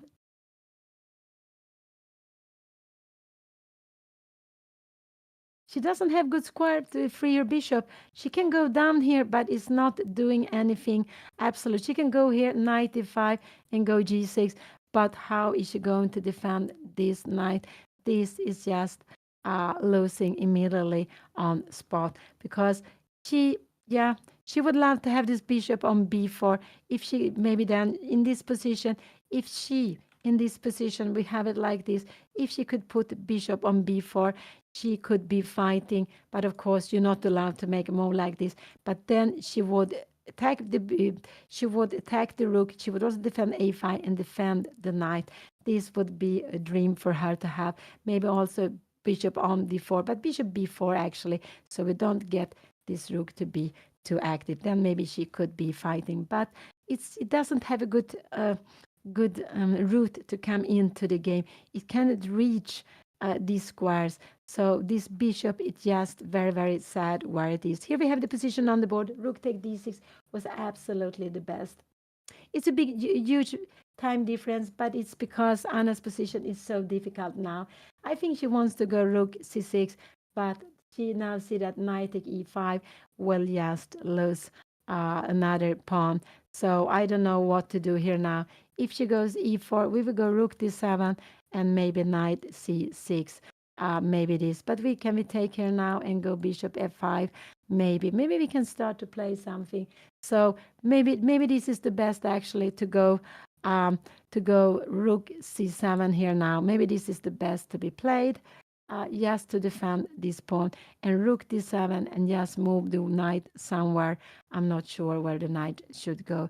It doesn't have so many squares. If you come here, we have rook c7 and maybe not rook c7. We have a check. Now you see the check and we can maybe make knight before we are actually getting rid of some pieces, but it's still it's just very, very difficult. We will probably lose this pawn, so we will be 2 pawns less. But at least here we are fighting. So what was this? Rook c5 is the best move to be played here now. Rook c5, yes, defend. I didn't see for rook c5. I don't know why I forgot about this. Rook c5, defend e5, and we defend a5, and rook d7, and now maybe can we go knight c6? I'm not sure. King d2. Can we make something like knight before? But we will bring in the rook here. So maybe we need to go knight d4, but bishop d5, and we are going to pick up the e5 pawn, and there's nothing we can do against that. And you see this poor bishop.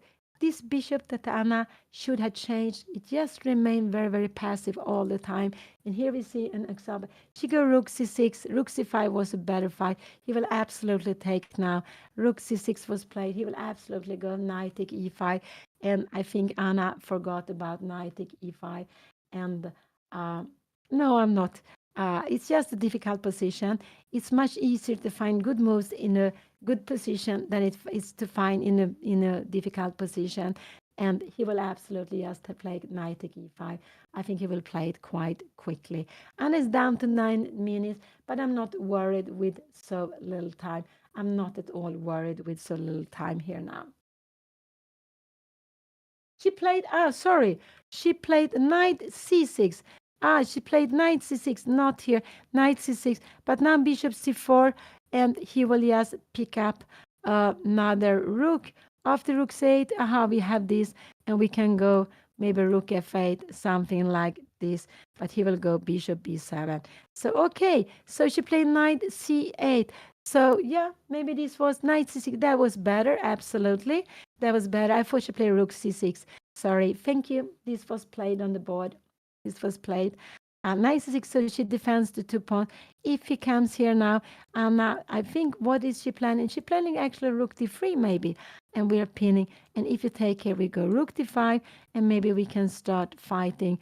I'm not sure. Can we fight? We threaten a mate here now, because after e4 check, we will have this move. And we can actually, remember someone said all the rook when games are draw. And maybe is this a draw here now? It could be that this is absolutely, this is equal now because we're staying, we keep this, we have, it's very important to have 2 pawns here, even if they're double pawns, because 3 against 1 is winning, but we have 2 pawns here, and they're actually equal pawns on the board. So knight c6, she is keep on fighting. This was good. This was absolutely good. She keeps on fighting. What can he do? He can go bishop d7 if he wants to. Knight d4 and knight take e5 and knight. And now we play with different color bishop. Can we take on a5 here now? No, then we will just take this pawn. We are free. This is absolute dream for Anna to play. So knight c6 was an active move. I like her play that, an active move. This was absolutely much better than rook c6. Knight c6 was absolutely one of the moves to try to fight in the position. So she's trying to get some activity here now.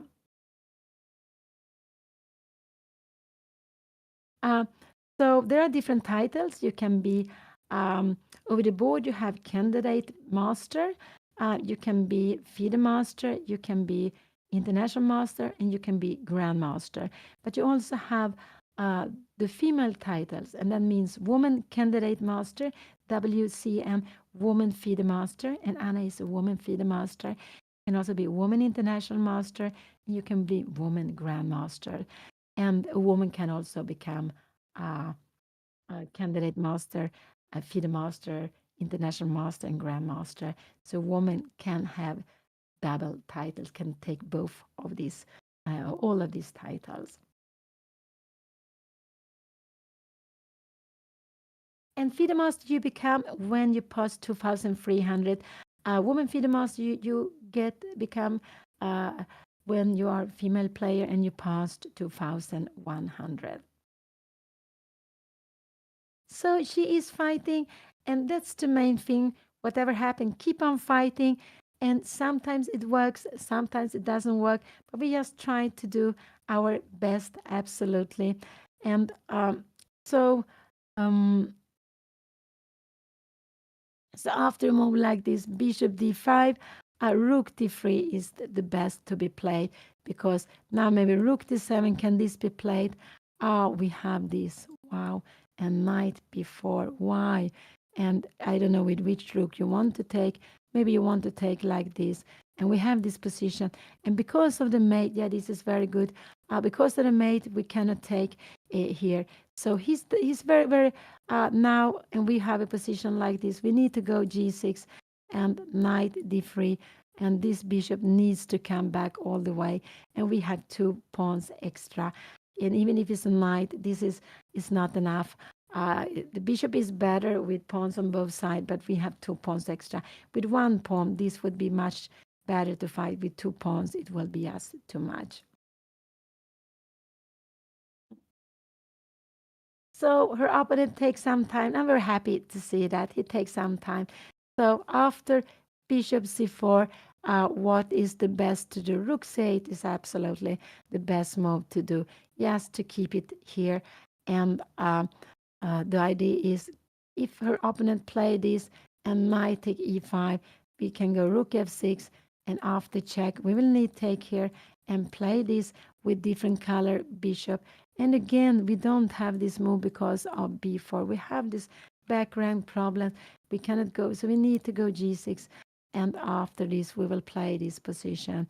And I don't know, rook c7, but this is just very, it's good for white. This would be winning. I think this is winning without the rooks. With the rooks, this is much better, of course, to play with the rooks on the board.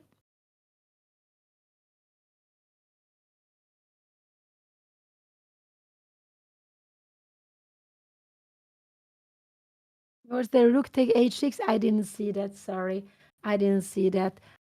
Move. Bishop d5, rook d3, rook takes here. Is this winning? We have knight b4. What will happen? This is crazy. That's crazy. But I don't think. And now it's good. We have that there are yeah. So rook take a5, and we grab here. We have won an exchange, but this is still good for white. But here we can fight. We won an exchange. So, but he's very experienced. He will play keeping, he will not go for some tactics. He will not go. So bishop d5, rook d3, rook take h6. We have this move to stay on the board. If he moves away the bishop, I don't know, here somewhere, we will just grab here and we will be much better. And if he, so he needs to go here and we will just take on h6. And in this position, he has lots of pawn. But we threaten to take the bishop, it goes away somewhere. I'm not sure. Can we take here now?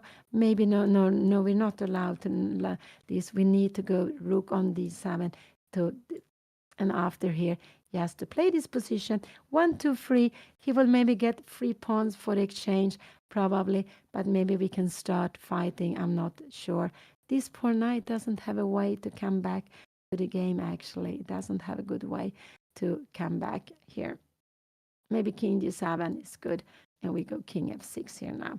So this is very, very far away. This is very, very far away. Let's go back. But she is fighting, and that's the main thing. She is fighting. He played bishop c4. That was a very experienced move to be played. Now rook c8 is the best move. Yes, to keep the knight there. Rook c8 is absolutely the best move. And the idea is if you come here, we will again go away here. Now you can go bishop b7, knight d4, and you can take on e5. And yeah, this is just, we have these 2 pawns up, but at least we are fighting bishop d5. Why do we have to go here? Can we take, no, if you go knight take b3, we have knight f7. Wow, because we cannot take, we have always these back rank problems, always these back rank problems. So Anna is down to 7-8 minutes, but her position is difficult. So bishop c4 was a very experienced move to be played. The best she can try is to keep the knight there here. If she goes knight d4, her opponent can just go rook take a5, and later on he will pick up the e5 pawn. So yeah, rook c8 is absolutely what I think would be the best try, but it's just very, very, very difficult. And we see how he play, keeping control of the position, keeping the pieces defended. This is what he does. He keeps the pieces defended. And now after bishop c4, he's cutting the rook from defending. So now this is a big threat to take the knight. If she moves away the knight, the a5 pawn will fall or e5 pawn will fall. So that's why she needs to defend. She doesn't want to go like this because we can take here anyway. After this, we can take the rook, but we prefer to do like this, and it will be a mate here now. So that's why rook c8 is an important move to see. But maybe it's not so easy to see because we see bishop a6. But with bishop a6, this rook, yes, maybe we can go away here again. And we have the position.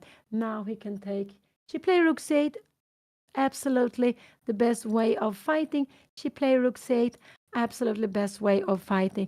It could be that he now will take here and he will just play with the bishop and he has a pawn up. It could absolutely be a very good way of playing for him. If Anna go e4, he have rook e6, he go e3, he will just grab this pawn. And you see, he will have 2 pawns up. She has the bishop, and this is just hopeless. So I think he's very experienced. I think this is what we will see on the board here now. I think so. Rook c8 was played. This was the best chance to be played, but he will just playing with the bishop and the 2 rooks. They are very good. And Anna will stay with 1, 2, 3 very weak pawns. It's a danger that she will lose both of these pawns. And he has no weaknesses at all.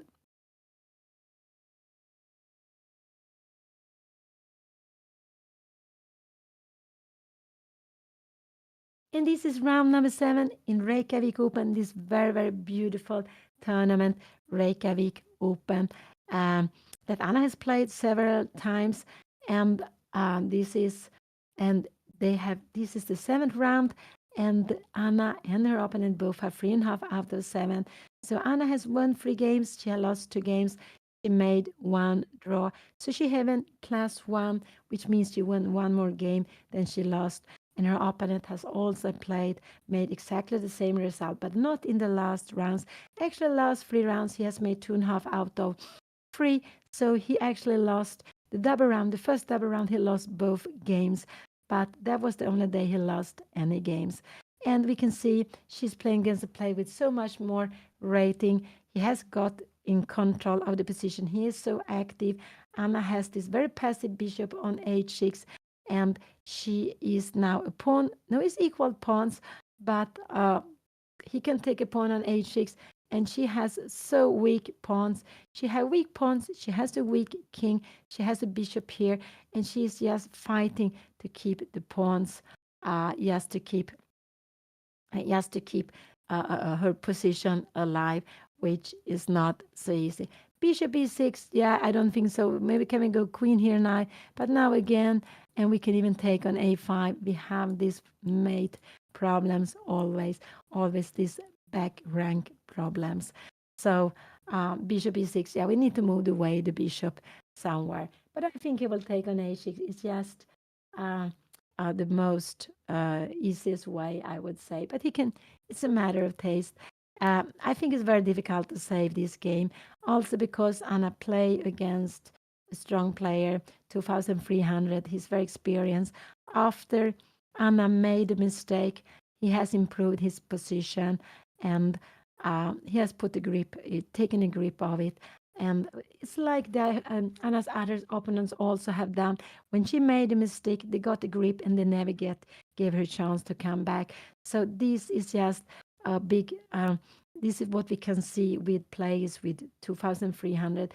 They will not give you the same chance as other players. Actually, her opponent could just play a little move like King G2. What should Anna go? Maybe Bishop C1, planning G6. And what did he do? He took on H6. Yeah, this was absolutely the here. And Anna took back, and now he will absolutely take on no, what did he do? No, he didn't take. What did he do?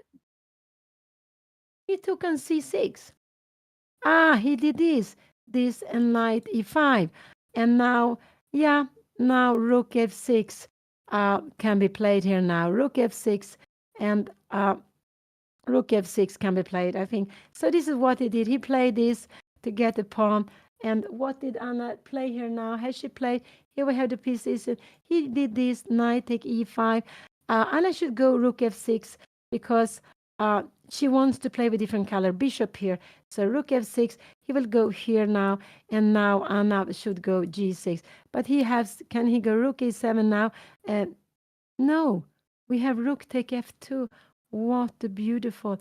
And after check here now, we have rook take f7 and it's a draw. So, but after g6, so she can go g6 here now. So maybe, but he can go knight g4 and we have to have this position. And this is absolutely a winning. She will need to come back here now. And this is a winning position because there are 2 pawns extra. But she can he go here? And can he go here and here? And maybe rook f8. Yeah, this is very, very scary because g4, g5 is also coming. Something like this. And now there is a threat to take here. But we will just go king g2. This is a last position, but you can fight. So rook f6 is the position I want to play because I don't want to take on c4 here now. If you take here now, we go knight takes c4. We will lose this one. No, I want to play with a different color bishop. So rook f6 is the move I would like to play here now. This is what I would like to do. I wanted you to see here g6.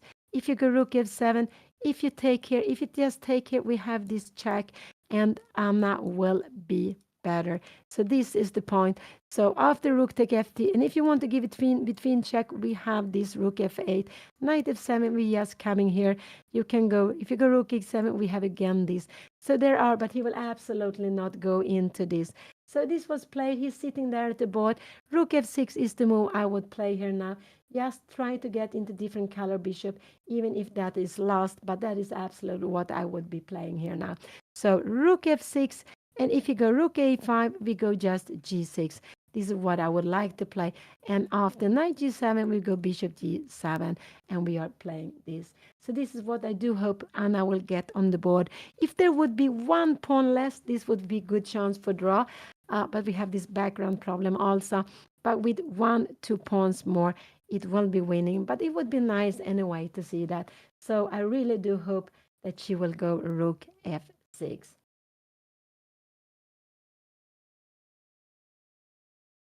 I'm a little bit surprised that he played like this, but he's also winning. But it's of course, when we analyze, when we choose the most, after rook f6, he needs to take here, and now g6 is the best move. The idea, if you come here, we will go rook f8.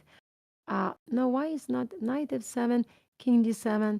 Oh, no, we can't go rook f8. Check here now. We needs to go bishop f8, but knight d7. Rook, and we need to play this position, and we again have this. And yeah, we will have you coming with the king. We go up. Maybe I'm not sure how we put the pawns. Normally, when we defend, we need to put the pawns probably. Um, um, yeah, I'm not sure if we should go h5 or if that would make fear in king d7. Check here. We don't dare to go here because we have bishop d8. Not yet. We have bishop g7, but we have to be careful for mates. I'm not really sure. So here we have it. But rook f6 is what I do hope Anna will play.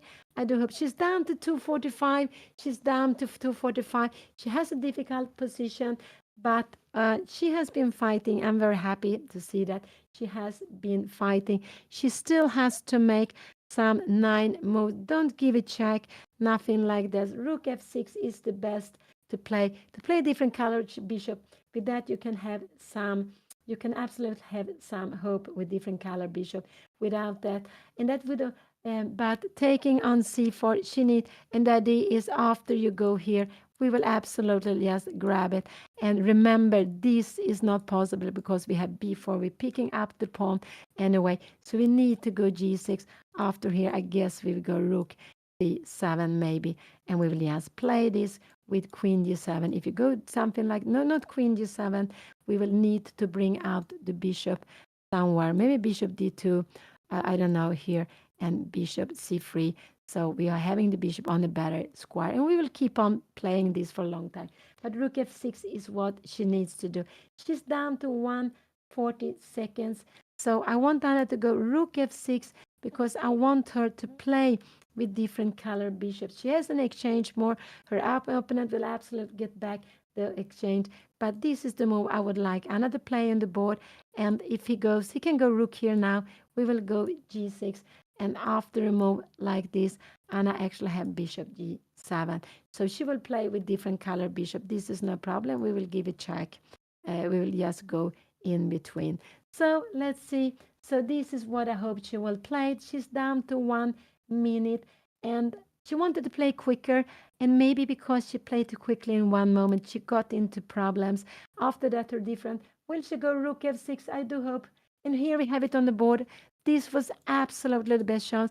And I'm very happy she plays this, whatever happened, because she has the understanding that she wants to play with different color bishop. She wants to play with different color bishop, even if that is lost, but she can keep on working, she can keep on fighting, and her opponent will have to show how to win this. So rook f6 was the best move. She has only a little more than 1 minute. Still, she has 7 more moves to do. No, 8 more moves to do. They have made 32 moves, and we can see her opponent is a little bit he's fully focused, but this is still absolutely very winning. This position is absolutely still very good. So in this position, Anna plans g6, bringing out the bishop. Maybe she also plans bishop c, but she plans no, not g6. She plans bishop c1. So he took on a5. Here we have it on the board. Now Anna needs, this was played, rook take a5 was played. She needs to go g6 here. This is absolutely a must move. Will she play g6? This is absolutely a must move to be played here now. Anything else would lose spot. And after g6 is important to go knight g4. You have bishop g7 and play with a different color bishop. So g6 here. And here we have it on the board very quickly. And that was absolutely the only move to be played. So she played g6, very happy. And now remember, this will be a blunder. Anna has rook take f2. And after a move like this, she can go rook take g3. What is happening taken here? And rook take g4. Wow, you see, it's so good to keep the rook on the third rank. So that's we also. So rook a7 is her only chance. She played this. This was played, and Anna played g6. We have it on the board here. That was a must move. If you make a fork, she should go here. This is no problem because we come here and we will save the game. But he will take here and take. Maybe he will give a check here now. She comes here now. He can go here and here. He doesn't have g4 because we have this move, and we are fine. But he will keep on playing this for a long time. So what do I expect him to do? I expect him to g4, to go knight g4. I'm absolutely expecting him to go knight g4. He is just experienced player. He will not give check, and if he gives this, Anna has a tactical move. Will she find it? I think so, but he will not allow this. It's always a little dangerous. There are dog square bishop to put the pieces on dog square. This is still on the dog square. If it was here, it wouldn't help because she would actually take with check. It would just make it even easier to find. I expect him to go. Here we have it on the live board. So Anna has played the best move now. I'm very happy to see that. And of course, if he goes check here, Anna will go. She needs to go rook f, bishop f8. Wow, she needs to go bishop f8. This will be on the board because this check here and take here will absolutely lose. You have 2 extra pawns. It would have been rook and extra pawn against these 2 pawn. These 2 pieces would be equal. So he will give it check. This is what he will absolutely go. He will give it check. We will come here and he goes somewhere 97. Anna needs to go rook f3 and we have this position. Will she find bishop f8? So the check will absolutely come here now. I am quite, I believe so. Check or knight g4, but I think the check is more an obvious way of playing. But maybe he's helping Anna to get the bishop to a better square. they have been, Anna, they have played 2 games today. This is the second game in the double round. This is the second game in the double round.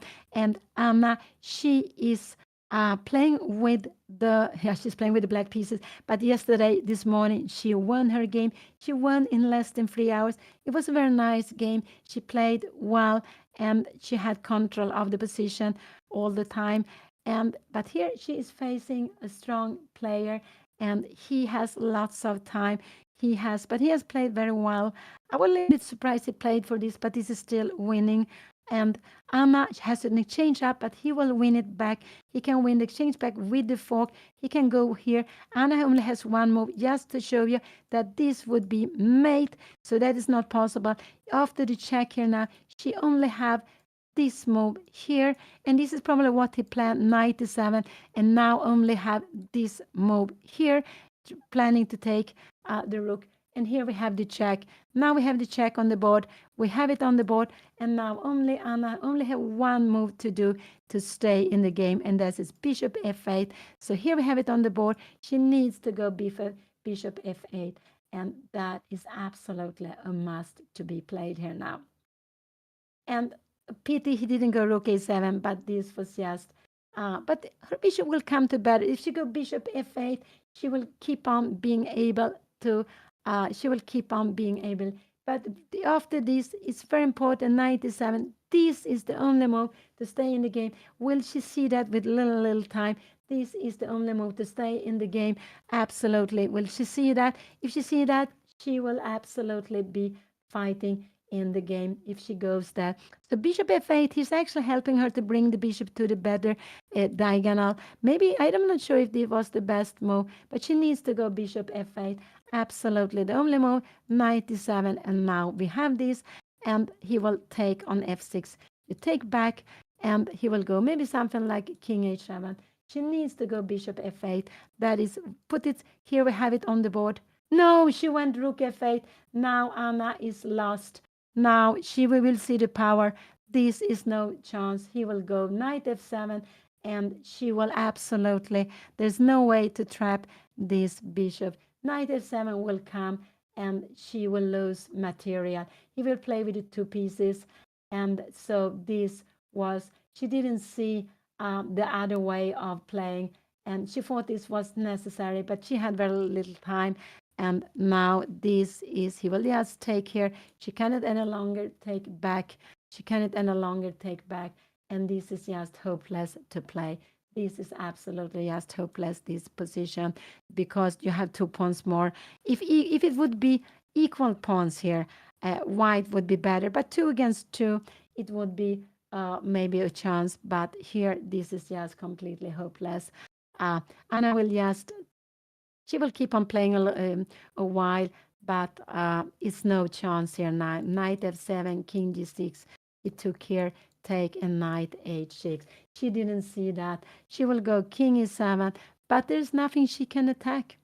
There's nothing she can do. He has an extra pawn here and an extra pawn here. So he will just bring his knight back, whatever he wants to. He can go this way, he can go that way. I guess he will go knight g4, knight e3, and just bring the piece back here now. But you will see the power of the 2 pieces. You will see the power of the 2 pieces. Here we had, what did he do now? He went king g2, and in the end game, he has no hurry. Maybe he's just planning to go f4, f5, just creating a pass pawn here. I'm not sure, but he can play all the time. There's nothing Anna can do. And if he goes, she has to be a little bit careful. If she can't, there's just no way anything, she can't do anything. So he played his, what is Anna going to do? If she moves away the rook, yeah, the king will just walk up here. There is absolutely nothing she can do. She has only 1, 2 pieces to play with, and he has 1, 2, 3 pieces to play with, and he has also these pawns to play with, and also this one will be able to move, but he will stay within. He will create a pass pawn on the king side, and it's just not so much Anna can do, but she will keep on fighting. So you will also see why 2 pieces with 2 extra pawn is just hopeless. She went king f6, well, just to wait here now. we have knight g4. He will play this very, very quickly and absolutely knight. So we have this on the board. King f6 was played, knight g4. What is he going to do? She needs to go. Maybe she needs to come back here now. I don't know what she will do here. It doesn't really matter what she is doing because it's just hopeless. He can, but okay, she keeps on fighting here. So here is the position. This was played. She moved the king. Where she moves the king f5. This is always a little bit scary to put the knight on the king on the light square, but it's no problem. It's no problem. She wants to play with activity. It's absolutely fine also. Absolutely fine. King f5 was played. Anna to move would actually, her to move, she would take it, then it would be a draw. If Anna would win a piece, the position would, it depends on which piece, but yes, if Anna wins a piece, it's a draw. So if Anna wins the bishop and the pawn, this is a draw. Rook and with 2 pawns against knight and 3 pawns is a draw, but now the problems her opponent has. So this was played, check, and king e5 was played. And now we will probably see knight d5 kicking away, maybe, yes, the rook. And the rook is not trapped. You can still move it away. And here, no, he goes king f3. He's just walking up. And he's just coming closer. His idea, he's actually threatening king e2 and king d2 to trap the rook. This is actually what he is planning to do. He's planning king e2 to trap the rook, and king e2, king d2. Of course, Anna can go rook e1, but and you see, white has 1, 2, 3 pieces to play with. We have only 1, 2, and he can sometimes try to go and take this pawn. It could be that bishop g8 can be coming, but not too early. So what shall Anna play? Yeah, she needs to go maybe rook c1, or maybe king f6. Not possible. We would have no. It's a pin. It's a pin. But after king e2, this would absolutely be a big threat. Actually, I think he would go like this also. But it doesn't really matter the most. It's just here we have the position on the board, and Anna went rook c1 just to keep on going. And I think it's good for you also to see this played out, even if it's very, very difficult for Anna to try to save the position here. It's just impossible to save. She can walk up with the king, but she can never take on b3. She has nothing to attack. Nothing to attack. And if she walks too far away with the king, these 2 pieces, these 2 pawns are weak.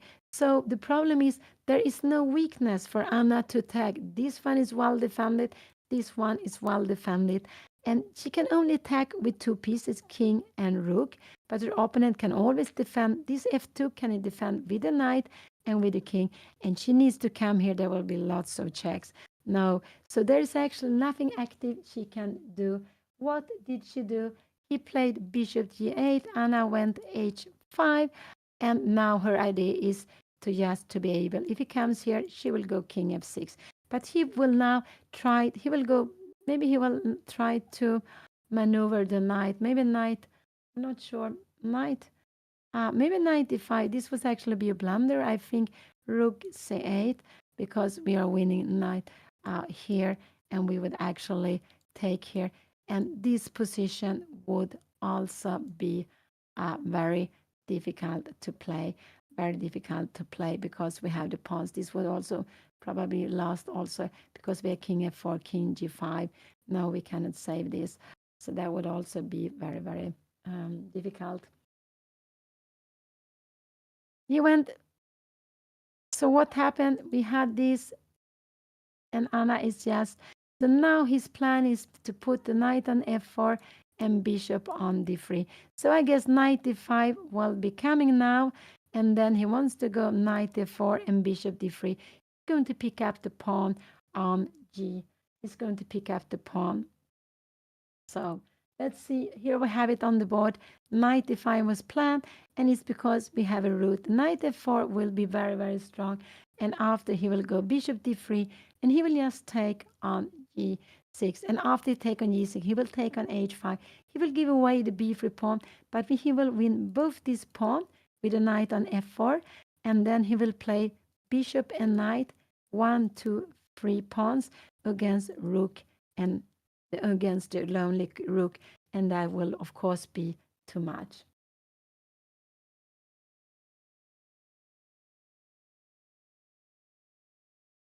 And here we see, because he's just such a good player, he plays everything with control.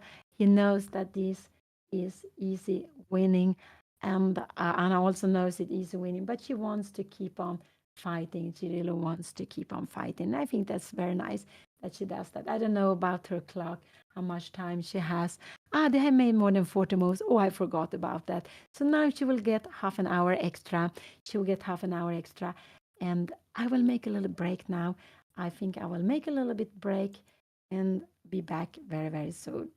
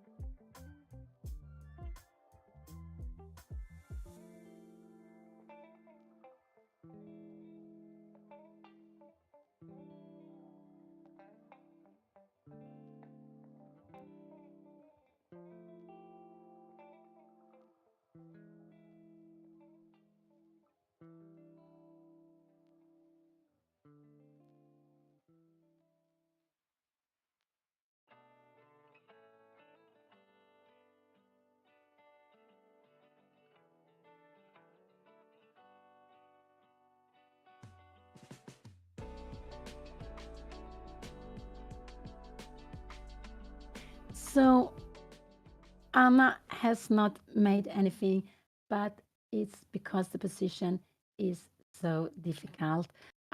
It is just so difficult for her to do anything here now. And because you see, knight f4 is coming after that bishop d3. And even if she defends this with a rook, he will just take it and then win the pawn endgame. He has just too many pawns in the position. So she played rook a7, knight f4 will be played, and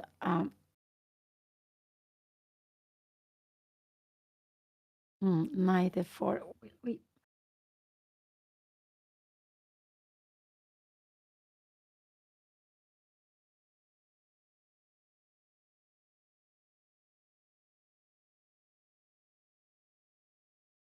So he will go, this is absolutely very natural to go for this. And Anna go king f6, and he will go bishop d3, and he will just grab pawn, and he will win both of the pawns. So this is the 7th round in Reykjavik Open. They played 2 games today, very, very tough. So Anna, the first game she played 3 hours. This game she has been playing is 3 hours also. And here we have knight e4 on the board. Here we have it. And we can see she will go king f6, but then bishop d3.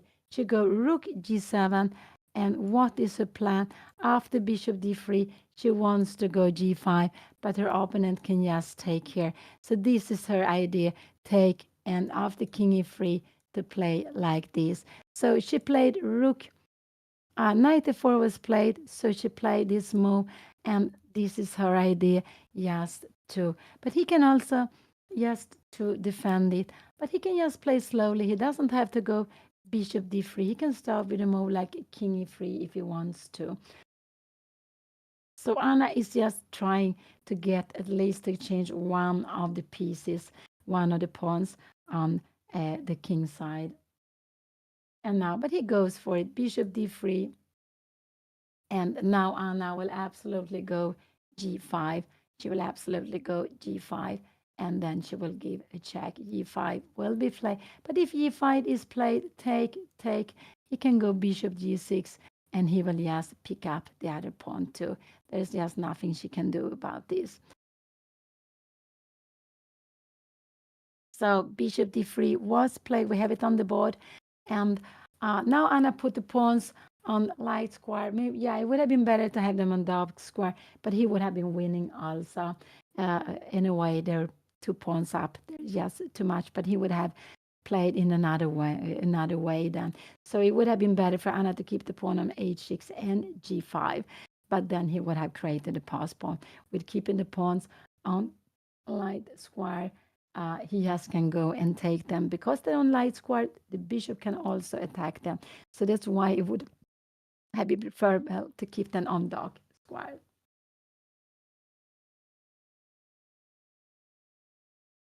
So Anna, she has 3.5 out of 6, and as much as exactly the same as her opponent. And there are still 2 more games to go. There will be 1 round tomorrow, normal round, and then there will be last round on Tuesday. And yeah, this is a very, very, here we have Anna go g5. She is going g5. He can play whatever he wants, but I think he will just take and go bishop g6. This is absolutely the easiest way of playing. So he will get 3 pawns more, but there will be, so I think he will go like this, and bishop g6, and Anna will go h4, g take a4, and she has 1 way of escaping. He has 1 square escaping, but we have 1, 2, and 3 pawns, and that is absolutely too much. That is too much. Actually, with only these 2 pieces and 1 pawn, it should be winning. If it's not only the corner pawn, then we could give away the rook for the bishop, for the rook for the knight, because this is the wrong corner pawn.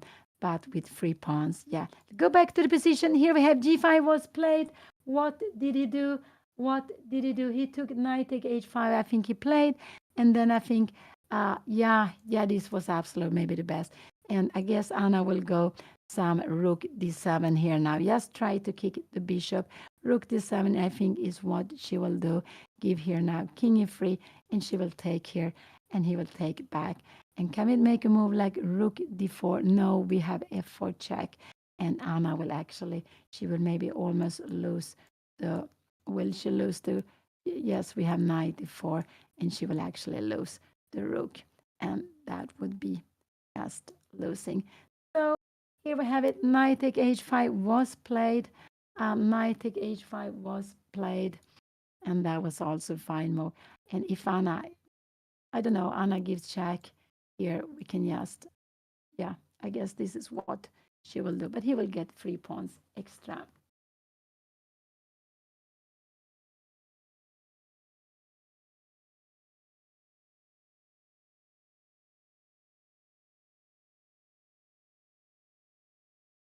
No, her opponent played this quickly. He knows it's just easy winning, and also knows it's easy winning. But she keeps on playing a little bit longer, and I think that is just nice. So she gave it check. They both playing quite quickly here now. So we have the check on the board. This was played, and after that, so after the check, he will just keep this pawn defend. If he comes here, this is also winning. Yeah, no, this is what he will play. King f4, and in the end, we have bishop c4. Wow, wow. And if we take here bishop, can we take this? No, we have g2. Wow. And this position, we will get the queen, but it's equal. This is actually equal position. Wow. So, but this is still winning. So let's see what he will play here. He will. So she gave it a check. This was played. Here we have it. King e3, and I took an h4. He will absolutely take back on h4. He can go f4. He can go f4 check. And if he gives f4 check, Anna has only this move. If she goes king here, yeah, she will also lose the rook. King d6, and here, and there is no problem. You will just come here. So he played f4. This was played f4. F4 was played, and I can only go king d6 if she wants to keep the rook. So we will have it on the board. And here we have it on the board. King d6 was played.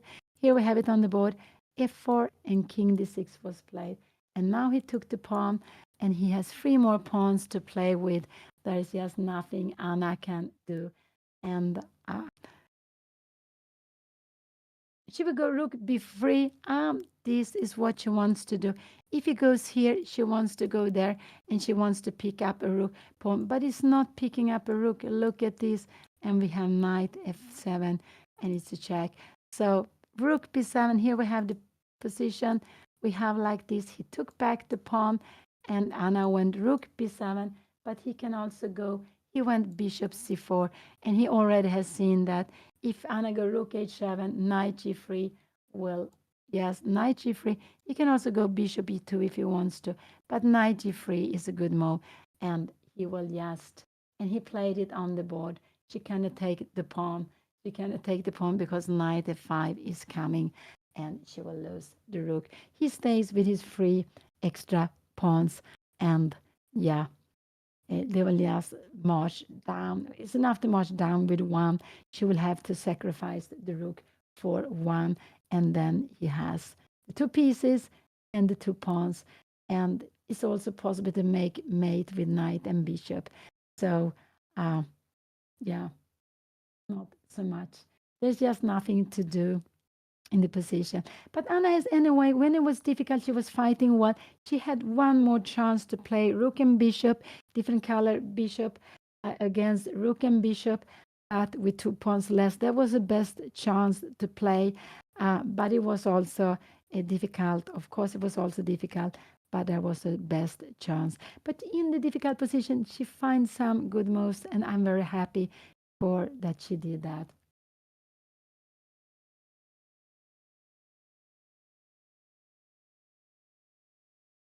And when you play knight and bishop against the only king without pawns, let's see if we take away the pawns, that this rook can be sacrificed for all the pawns.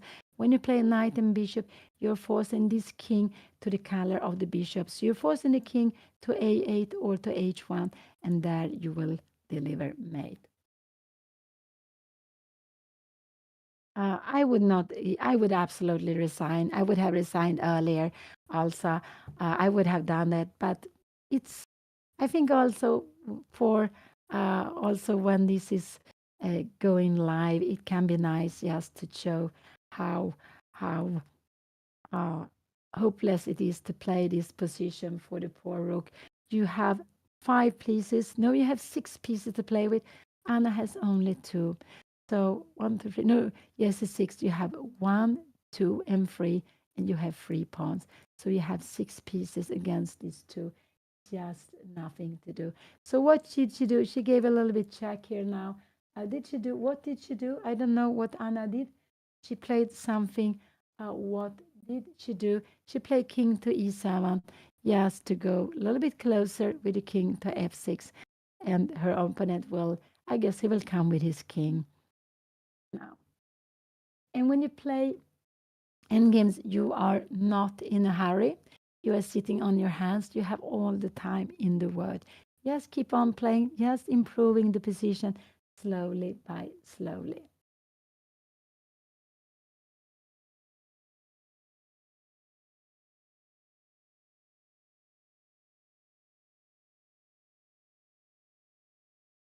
And he plays quickly.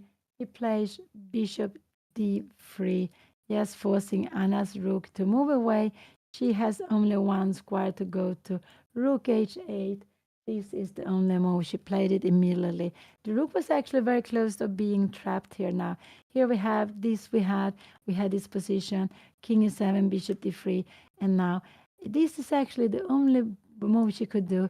If she goes somewhere else, the rook would be trapped. And now here h5 is planned. He's planning to go h6 also and h7. So what I guess Anna will go bring up the king here to f6. Um, and there is also the only chance is to try to see a stalemate, but there is no way there will be a stalemate for Anna. So she keeps on playing, and she played this quickly just to keep on. Here we have the position on the board. Here we have the position on the board. And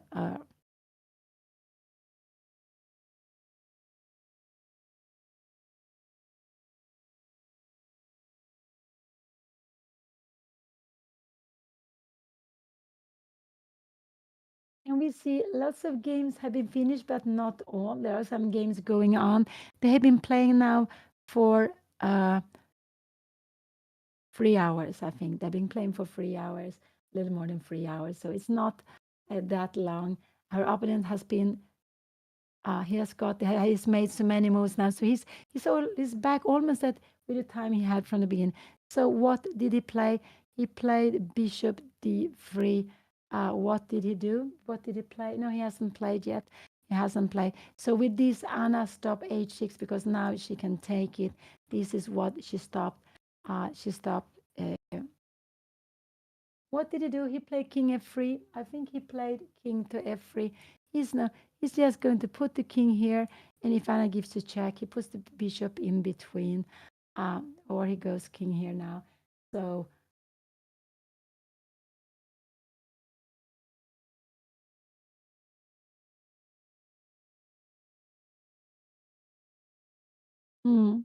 it's not so much. These two poor pieces can do. They are just the only one she can play with.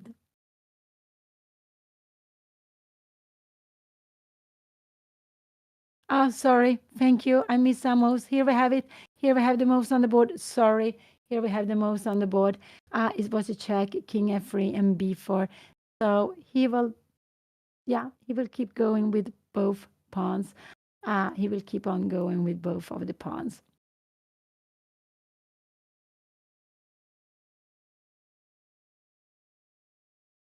And now rook d8. So she is just attacking the bishop on e4. So she will go, yeah, and now he's planning to go here with the pawns. So Anna will go, and now she resigned, and she speaks about this queen d7, or maybe she speaks about something else. here. So here we see the final. Anna's played some moves quickly. There is no chance. This one is marching down. This one is marching down. So Anna lost the game, but she has been fighting. She had a fine position. She made a mistake, and her opponent find the best move very quickly. He played it very, very quickly. And after that, she was fighting, but it was just uphills all the time. And that we can see is the strength of a 2,300 player. But now, after 7 games, Anna has 3.5 out of 7, and she will play probably with white pieces tomorrow. I believe she will face a lower rated player. And Anna with rating, I'm not sure. I think she is, I am not sure how she's doing. If she's losing a little bit or she's about equal, maybe she loses tiny, but it's about her result, her expected result. So 3 times she has played against 2,300 players, and when she gone wrong, they took the grip. They didn't give her really a chance after that. And here we see the final position of today. So Anna has the first round, she lost. The second round, she won. The third round, she lost. The fourth round, she won. The fifth round, she made a draw. Sixth round, this morning, she won. And now, this evening, the seventh round, she lost. And but she has been fighting, and she has played against a good player, and that showed very good technique in this game, I would say. Absolutely. It showed this also beautiful rook to 1, rook take d6 earlier on. So yes, B stay here, and we have to share Anna up. I don't think she is.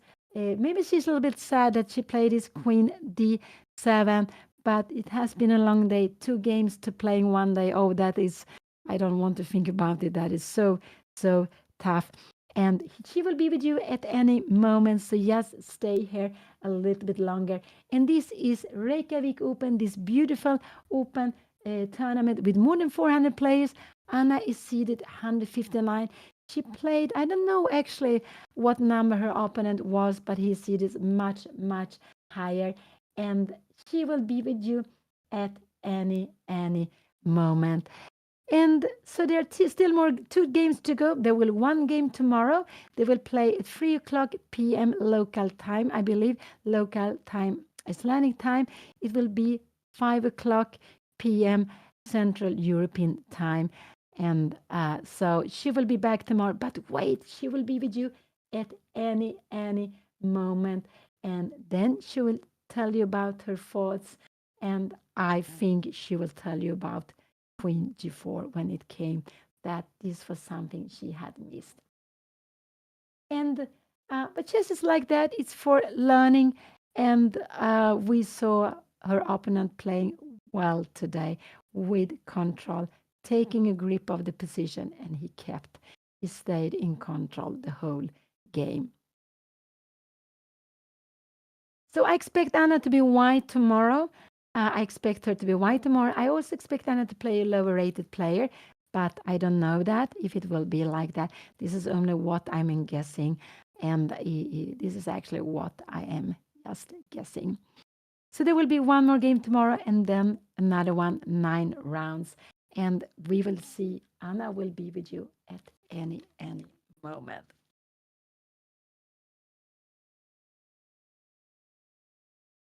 And here we see the king's e4, d5. It shows that Anna lost the game, that white won the game. So, and the board knows that immediately. And the score sheets are left for the organizer also. So it's like typical. And still there are some games to go. This game was a little bit shorter, 3 hours and 20 minutes. But now Anna will be here with you. So I say bye bye, bye bye, bye bye, bye. Hello, chat. I messed up. I was so happy with the opening, and then at one point, every part of my body wants to go f5. It looks so good, and I think f5 is bad. Maybe it's fine, I don't know, but I think f5 is bad. I think I should just have gone like queen d7, then after he castles, go g3, and then f5. Like, I don't think I should. Yeah, no, it was, and I completely missed queen g4. It's just like I spent so long trying to figure out because I thought his plan was knight g4. So then I thought, oh, queen d7, knight g4 doesn't work, it's bishop f3. And then he can't go f3 first because I have queen a7, and I was so proud. But yeah, I just missed Queen G4, and then, Mom, am I losing after Queen G4? Because it felt like I was losing. Uh, no, you're much worse after Queen G4, but you play the move, take, and then you need to stay with your bishop. You need to go bishop F3. So you should remain your bishop on the board. The light square bishop. Yeah, it's just like it just felt so difficult because I had no activity. I had nothing. Yeah, but you know something. When he goes, so the opening is very good for you. F5 is very good, and when he Oh, goes F5 is knight good. E3, it's very good to play F5. Oh, It's very very good. When he go knight E3, the right is to take on E3, exchange it. First, he takes back and bishop E4, he castle, and knight E7. You are planning D5. You are absolutely fine here now. knight E7. Did you say that? No, when he go knight e3, you should take it first. Yeah, yeah, I take it. Yeah, yeah, I understand. Yeah, knight He can takes. only take with a knight. You go bishop e4. Yeah, He castle. has castle. Now you go knight e7. You are planning to play d5. Yeah, yeah, I saw this, and I didn't play it because I was somehow, I don't know actually. I saw this. This was my other option, but then I thought with my move Queen D7, I thought I'm just stopping everything. I just missed Queen G4. That was the problem. I saw this whole line of taking first because I thought if he ever gets Knight G4, then I must have like then I'm gonna be so much worse. I understood that, but I just missed that he can go Queen G4. Yeah, so that was the issue. Mm. I see that. Yeah. Okay. Yeah. No, I'm not too sad. To be honest. The good thing about today is that I won't miss dinner. Dinner always closes. I never have dinner. I always do my recaps at like 1 a.m. because dinner always closes, and it gets so late to find food. So the one good thing is that I get dinner at least. But yeah, I'm a little sad that like after I made that mistake in the opening, I was just worse. But honestly, this served me as a great lesson for because the thing with this opening is that it can either go really well or it can go really bad quickly. And like with quickly, I mean like around move 20. And I just, yeah, yeah, I don't know. I feel like I learned a lot. At least there's some losses where it's just like, oh, I made a mistake and it's so painful. But this one felt like a lesson, so that's why I'm not so sad right now. So yeah, I think that was a pretty good lesson to be honest. Um, you did great. You have more time than you started with for a long time because I knew theory, but then he played weird. I don't know. Mom, didn't he play a bit weird? I haven't seen this Yes, before. a rookie too was strange what he played. I think that was a Yeah. little bit strange, but this is very, very fine. And G3 was a little bit strange to me. I think this because he could go 93 immediately, and actually. So yeah. Yeah, this rook a2 surprised me very much, but in the end it was very good because you didn't have bishop d2. But what is very important to remember that if you exchange a bishop, you always want to exchange the dark square bishop. The light square bishop you need with the pawn on No, d6. I know, but in that position, I felt like it was already like I can't even follow principles anymore because I'm much worse. I need to try to find some activity. I feel Yeah. like. Mm. Yeah, it was difficult to play, but you have to go for the end game. You had to do that. Hmm. And you could Yeah. So also, yeah, but I didn't see that he had all these tricks with. He found so many nice moves that I just didn't see.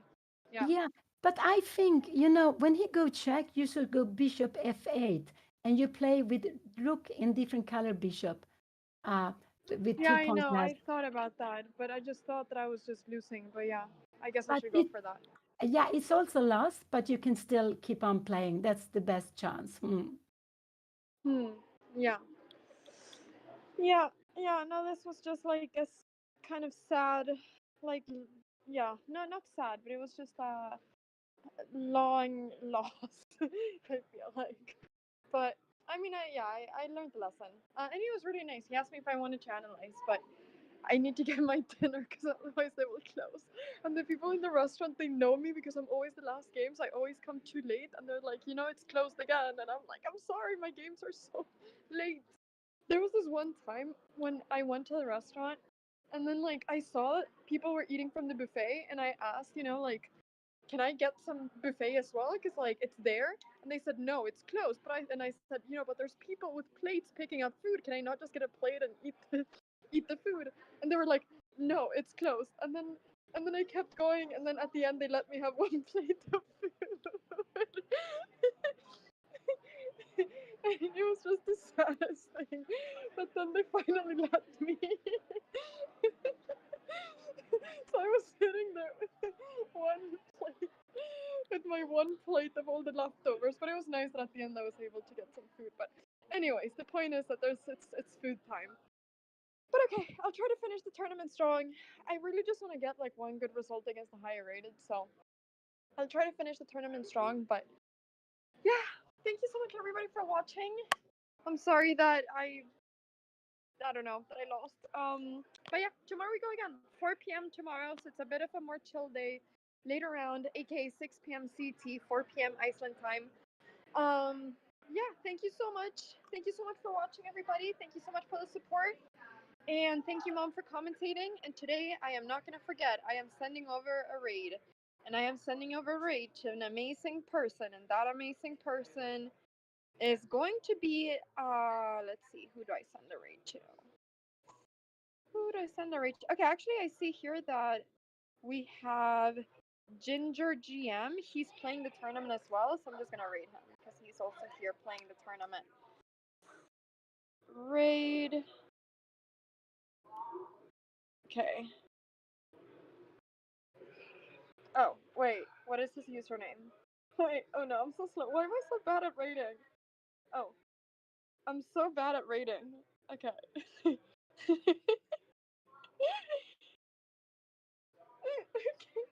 There we go.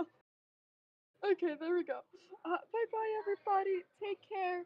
Bye bye. See you tomorrow. Bye bye. Thank you so much for watching, and don't forget to watch the recap. Also, get my merch. Bye bye, everybody. Thank you so much for watching. Take care. Bye bye. Bye bye. Bye bye. Take care. Bye bye. Bye bye. Bye bye. Bye bye.